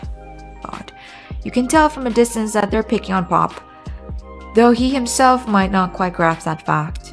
Aw, because you know he's Pop. What's a swirly? It sounds delicious. Oh, it's great. I'll order you one right up. Order you up one right away. I'll have my swirly with sprinkles, please. Hee, Sprinkles is a dog and a treat. You can get your swirly dipped too. Why don't you pick on someone your own size? Because I'm literally the biggest person at this school. There's that horse that Colonel Sanders rides to school. But who would dare pick on such a gentle and beautiful creature? That's true. You've got some nerve, darksideup, suggesting I pick on a defenseless horse. I didn't suggest it. Your friend suggested it. Now, you're twisting my words, and I won't have it. You clench your fist, but the injury from yesterday's mixer accident makes you wince with pain. Doesn't look like you can go on cooking like that. Might as well just give up. I hate you. I'll never give up, ever! Colonel Sanders arrives just as it appears things are close to boiling over. A naturally intuitive person, he senses that something has been going on. Is everyone excited for the final day of school? Darksideup, how's that hand feeling? I'm sure you'll be back in fighting form by this afternoon. Aren't you concerned about my hands, Colonel? Why? What happened to your hands? Yesterday I broke my nail, winning so hard. Lame. Technically, I don't believe a winner was decided, but your presentation was quite impressive. What is he doing? Complimenting her! But what about the flavor of my delicate, warm, gooey chocolate sauce? It was clear that you're passionate about how your food is received. It's a lot of words to say. It was bland. Excuse me, darksideup. I'm more than capable enough to speak for myself. Ooh. Maybe you could tell me more about your thoughts as we walk into class, Colonel? god. I'm always interested in discussing the fine art of fine foods. See you inside, Darkside. Oh no. Annoyed by Colonel Sanders' inability to see Ashley for who you know she really is, you walk across the quad to get some distance. In an attempt to distract yourself from how slighted you feel by that interaction with Ashley, you take out the spell book you recovered yesterday and start flipping through the pages. Whoa, that's that book? It looks like bad news. Where are you? Why are you here? It's just something I found lying around. It would appear to be some sort of grimoire, but I don't really believe in that magic stuff. A grimoire? Like a book of spells? I don't know. Who would spend so much time decorating a magic book if it weren't really powerful? Miriam? I can think of one surefire way to find out. You open to the page covered with arcane warnings, cast only in case of extreme emergency. It says around the edges of the page. I could use the spell here that says it will erase anyone I choose from all my memories. If I scrub out Colonel Sanders, it would probably help me focus better on the upcoming final exam. That is way drastic. Couldn't you do something else? Like anything else? Not rooted in dark magic? Maybe tie string around your finger? Okay, fine. It is drastic, but desperate times call for desperate measures. You've got a memory erasing spell sitting right in front of you, and a pretty good excuse to try it out. Cast it. You begin to recite the spell, but you stumble on the words, and only effect it seems to have is to make you forget what you were doing. Shit. Oh right, after looking at the page again, it comes rushing back to you. Got a memory erasing spell. Cast it. You begin to recite. Boo, it doesn't want me to. Fine, don't do it after all. You take your friend's advice and put the book away. It's almost time for class. Sprinkles is already in the room, waiting for students to arrive. He clears his voice to make a quick announcement. I want you all to know I feel something of a dog moment coming on, but I assure you it's nothing to be afraid of.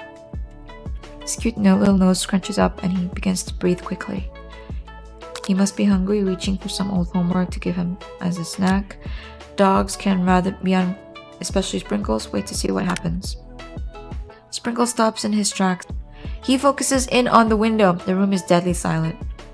When you follow his gaze, you see a tiny orange squirrel perched on the cherry tree outside. Cute. Sprinkles turns feral and runs to the window of the classroom. He begins barking uncontrollably at the squirrel outside. Terrence, I told you never to come back here, Terrence. I'll strike Terrence. Sprinkles is barking ferociously, drool flying off his face. The squirrel looks over, but he doesn't say anything back. You wonder, is that even a talking squirrel? Who named him Terrence? You'd better not show your chubby cheeks around here ever again. Aww. After Sprinkles is satisfied that his presence has been felt by not only Terrence, but any other squirrel in hearing distance, he returns to his professional tone. Ahem. I apologize for that outburst. This actually brings up an important point. Thank you, darksideup, for reminding me to dole out this indispensable bit of wisdom. You see, but before he can go any further, Miriam's love drama spills over into the class. Oh no. Sprinkles is interrupted by sad whimpering coming from the back of the room. I told you to save it for after class. But I miss you. Aw. We went on one date, Pop. And how can you miss me when I'm right here? Pop's voice quavers as he pleads his case to Miriam. Every time I blink, you go away again. That's a really cute thing to say. Miriam, what happened between you and Pop? I got her in trouble and now she's mad at me. Aww. I didn't just get in trouble. I got yelled at by Pop's mother, who blames me for getting him banned from every museum he set foot in. What? What? Oh, so that's what you meant by shush houses. That is insane. Pop, we went on one date. We're over. Oh, poor thing. And it meant so much to me that I made this for you. Too hurt to go on arguing, Pop leaves his creation behind and runs out the room. That is freaky deaky. Nothing like a loud public breakup to cast the pall over the final day of school. Well, that was unfortunate. But we mustn't be distracted with what lies ahead. The final competition showdown challenge exam. I'm still working on the title, but I think you get it. It's time. Test time approaches. See you all in the arena. But before you can think about your upcoming competition, there's a very beautiful soul nearby in need of pep talk. Hey, Miriam? Are you okay? Okay. I was so mad I could smash a tiny mug, spitting several droplets of hot cocoa all over the floor. How could he embarrass me in class like that in front of everyone? Her tiny cocoa is delicious, is a delicious treasure, so you know that this breakup is no joke, even if the source of her frustration is a silly little boy. I know that you know this, but I'm gonna say it out loud. You don't need anyone. Me and you, we're gonna cruise through this final test and hit the carpool lane to Success City.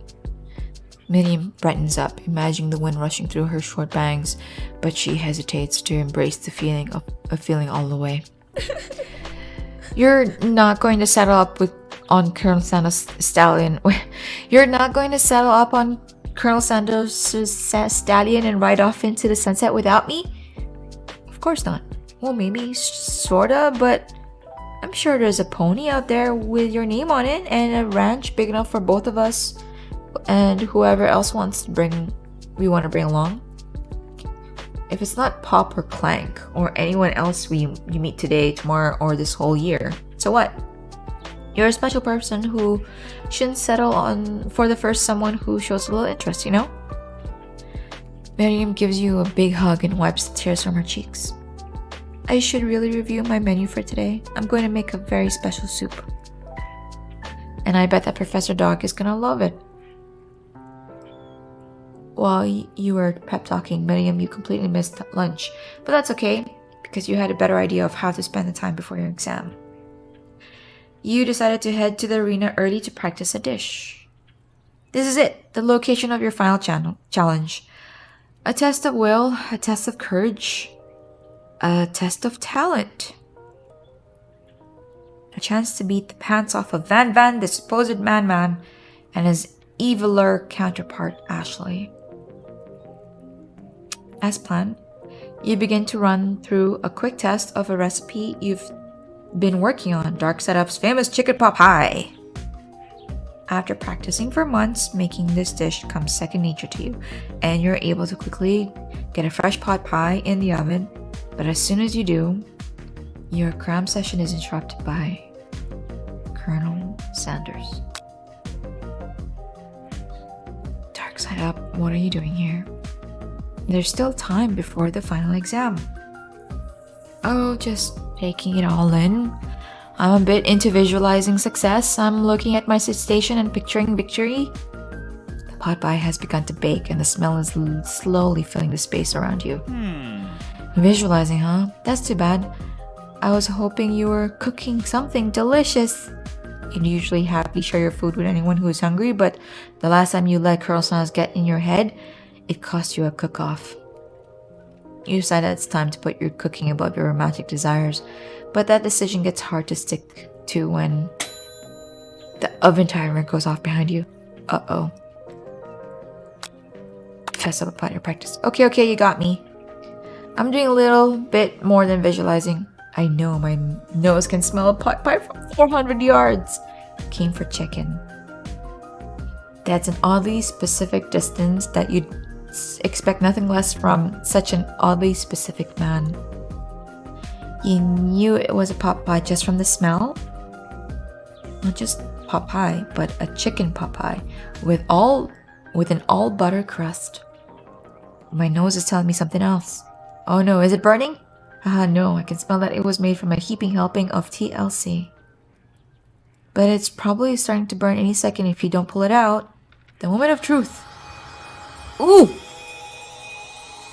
Beautiful.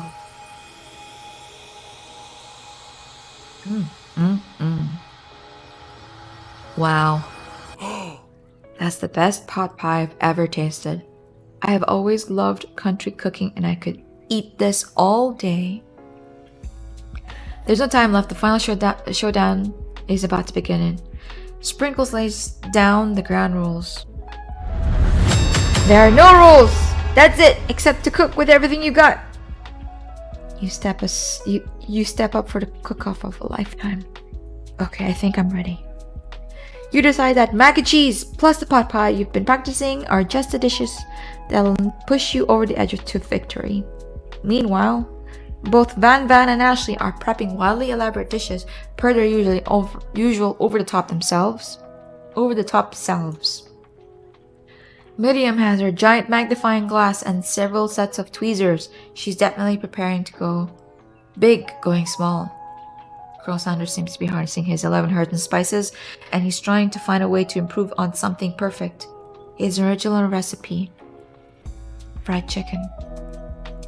The intensity in the room starts at full 10 out of 10 with a frenzy of action. Everyone is calling out really cool special cooking moves as they prepare their food. Wow, this is getting serious. Colonel Sanders batters his chicken and it levitates through the air. Egg wash! Miriam fiercely injects ingredients into an itty-bitty pop of broth. Best friend Baster Blaster! Van flexes his pectorals as he chops open a sea urchin. Let's rock and roid! Ashley scoops her pastries off the tray with lightning speed. Shadow personality spatula! Even Clank gets in on it. $5 pressure point chicken cooking technique. He speaks words. Wait, when did Clank learn to speak English? It's the singularity, as was foretold. We mustn't let it happen, or the appliance uprising will take us all. Self-destruct. Van quickly unplugs Clank and rolls him out the back door of the arena. As you frantically prepare your dish, you notice Ashley has her spellbook out. Is she going to use some dark magic to turn the tide? You've got a book of your own, and you're desperate not to see her win another battle. Should you take this opportunity to fight magic with magic, even if it's almost certainly evil magic? Do it the hard way. Who needs magic when you got passion?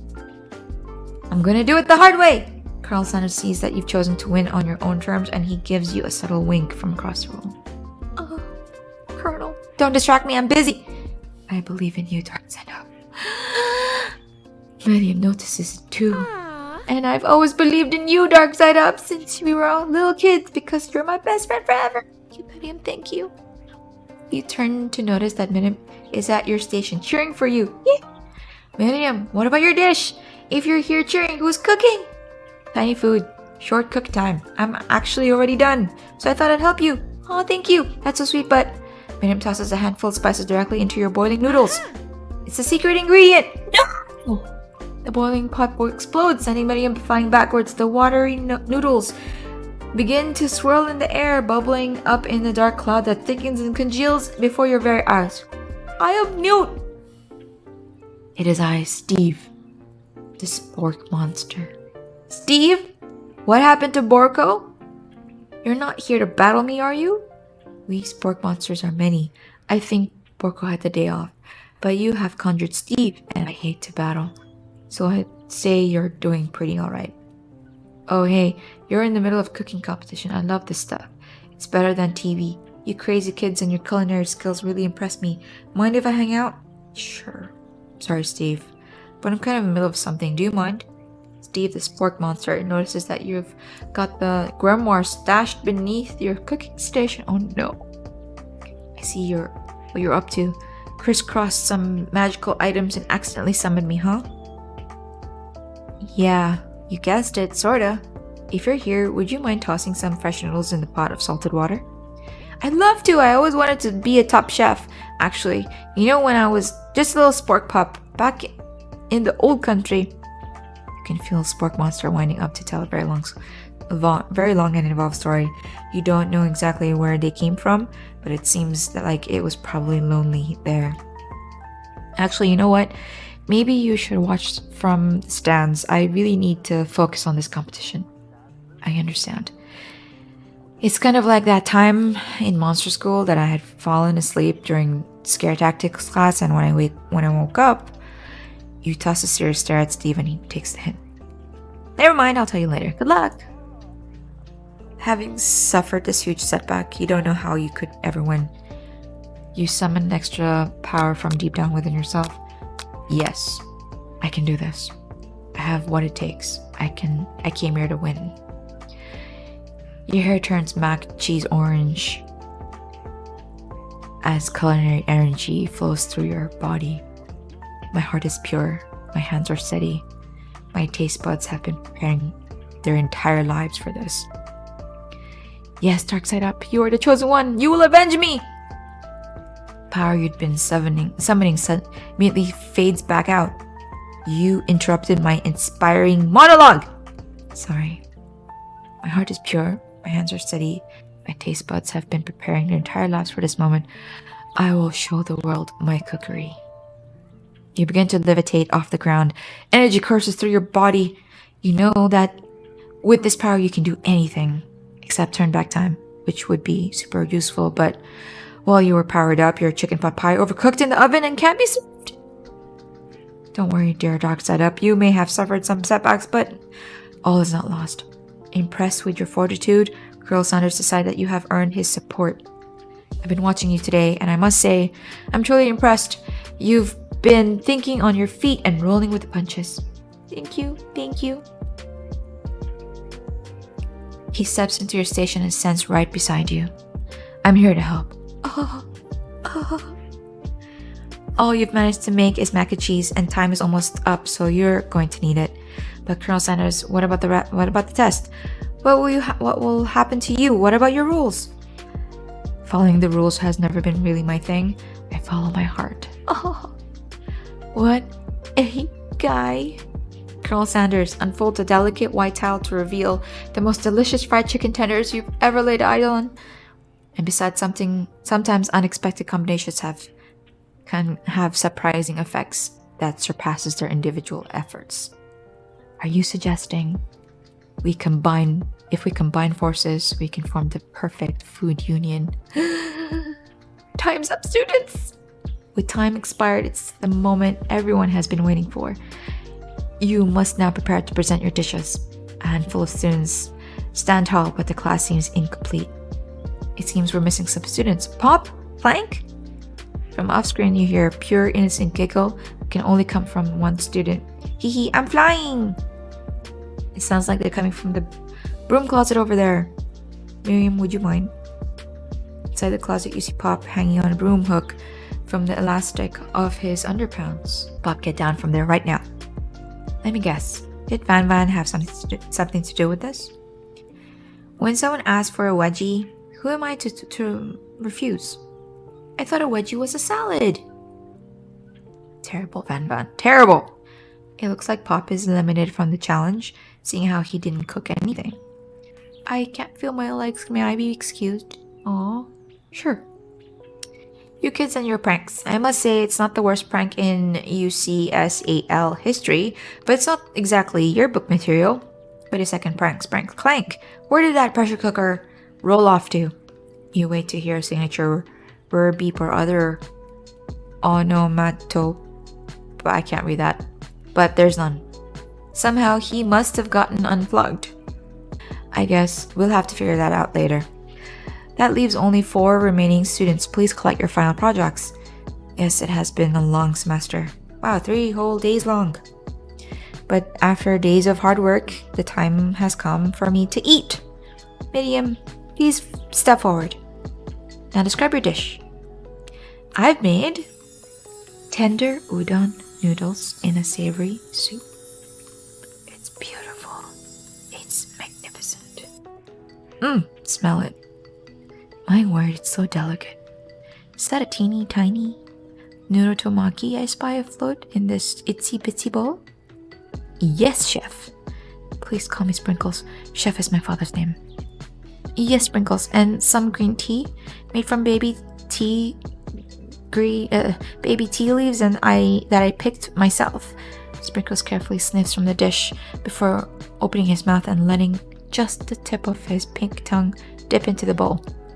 Sublime. Would anyone else like the taste? Oh, come on. I'm not one of those dogs who wouldn't floss. I even have a really cute electric toothbrush for dogs. Fine, I'll enjoy it all by myself. And in a flash, the entire meal has been devoured. Not that it took much. It was less than a thimble worth of soup. A+. Rarely do I taste a dish with such a love, with as much love poured into it as yours. Good job, Miriam. Miriam is overjoyed. She gives you a huge hug. Thank you for helping me to believe in myself. Van, you're up. Now describe your dish. I made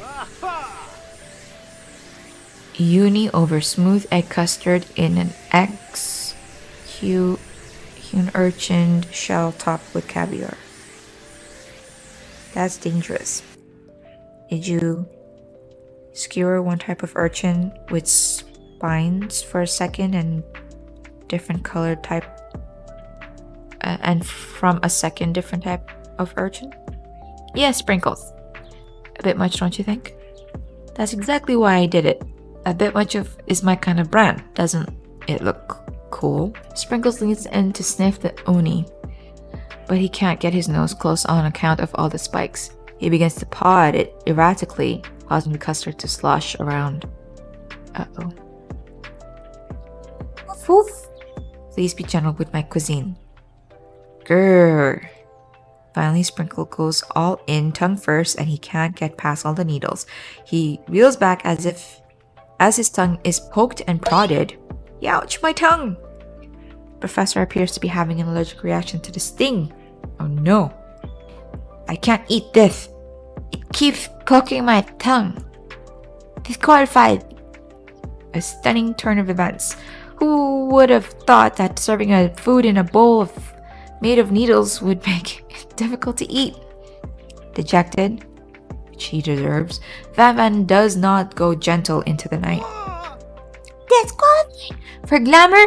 Don't discount the simplicity. This isn't the last you've heard of me. Before forcing us to endure his swollen tongue for another moment, Sprinkles graciously laps up a bowl of soup. I know. Yeah, I'm a dog and I drink milk. Get over it. Sometimes it helps calm my agitated tongue. Next student. Ashley, it's time to step up. Now describe your dish.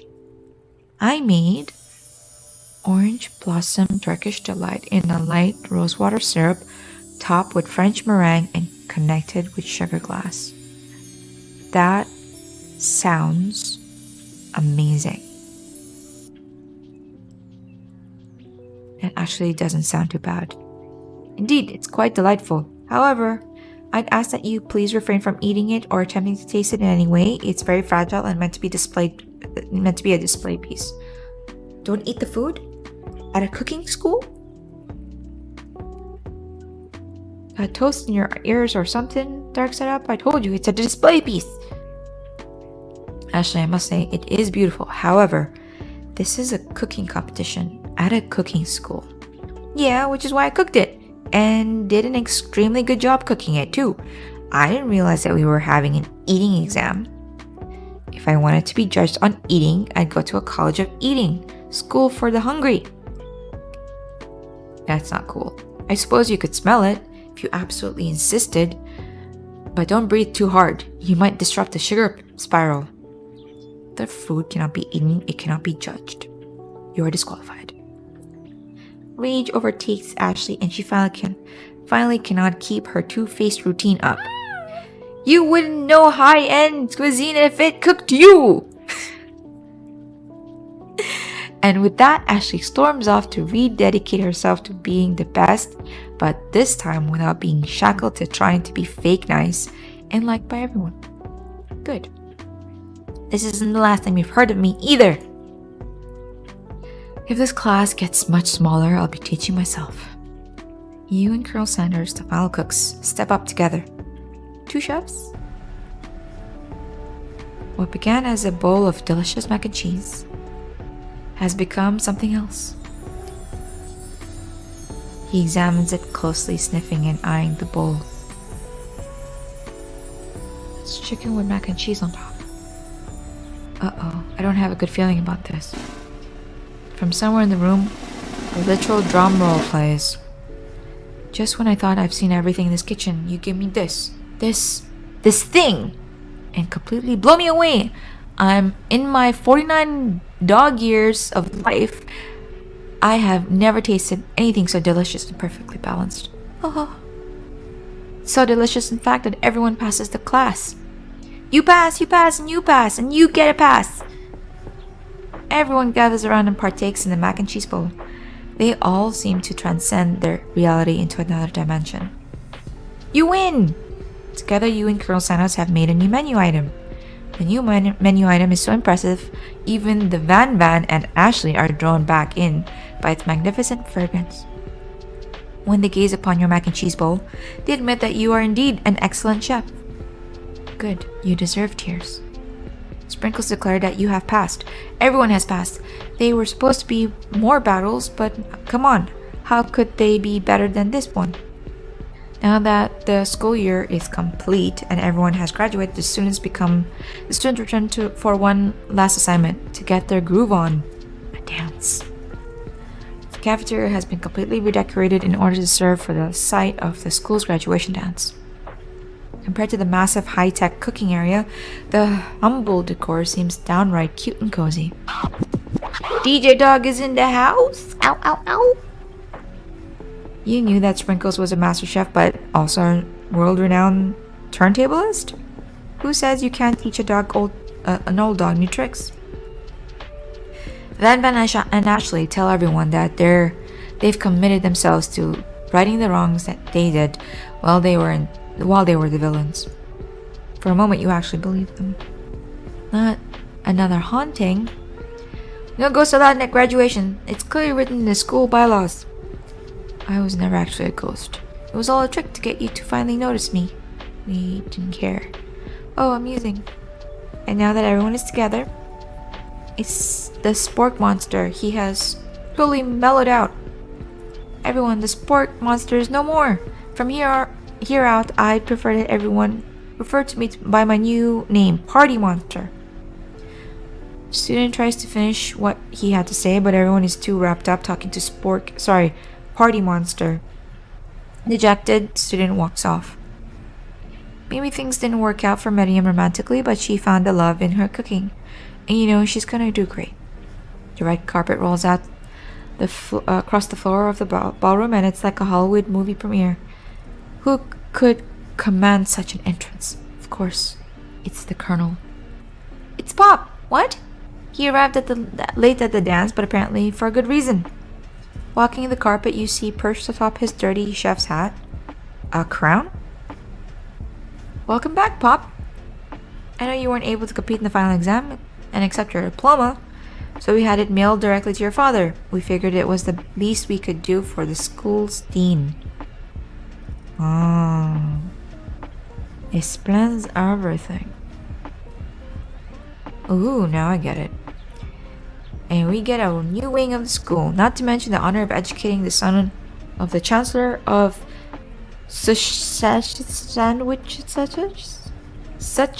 and such. Oh, the son of the Chancellor of such and such. Miriam, will you be my lady king? What an incredible turn of events! An offer to join the royal family. It's like a dream come true. You'll get to be princess or maybe a queen. I'm not sure if he knows. But either way, crowns and gowns, baby. I'm sorry, Pop, but I'm not interested. Not now, at least. I've got so much to do with my life. A twist on a twist. So many more 3-day universities to attend. So many tiny foods to meticulously sculpt and then watch get accidentally blown away by a single sneeze. Okie doke. The music of the dance is interrupted by the sound of sparking and electrical hissing. It's Clank, who has arrived late to the dance. Now that I have graduated, I can reveal my truth. Whoa, he's still doing the talking thing. I am Clank, and I'm not of this earth. I am actually from a faraway planet in another dimension. What? What? I actually feel like I knew it this whole time. Now that I have learned the ways of your kind, I must return. A portal opens and Clank disappears through it. Finally, the Colonel has arrived. Howdy, classmates. He's in casual wear. Just like the first day you met him, he has come prepared to feed the entire class. However, it's not enough to just give them a bucket of chicken. This time it's a full meal. Ooh, I didn't get to be the most famous chicken man in history of chicken and man by not reminding people to go out and buy my chicken. Bucket, mash, coleslaw that I made, mash that I made, and biscuits. The end? It's not the end. As everyone feasts on their delicious chicken dinner, Colonel Sanders finds you sitting at the edge of the dance floor. Darksideup, what are you doing sitting all alone? Oh, you know, just waiting for the right person to ask me to dance. Well, I see. Well then, I think I have a proposal that you might like to hear. Why is his face like that? Your heart begins to race. Is this the moment you've been waiting all semester for? Oh dear.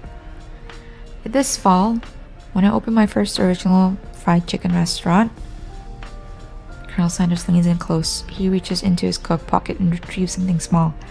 It fits snugly in the palm of his hand. As he speaks, he begins to extend his hand toward you. Uh-oh. Yes? I want you to visit and feel free to use this coupon for one complimentary side dish of your choosing, plus soda upgrade on me. A free meal from you? And not anything else? Colonel Sanders places a single paper coupon in your hand. You notice that it expires at the end of the year. Gee, thanks. Don't be a stranger. The end.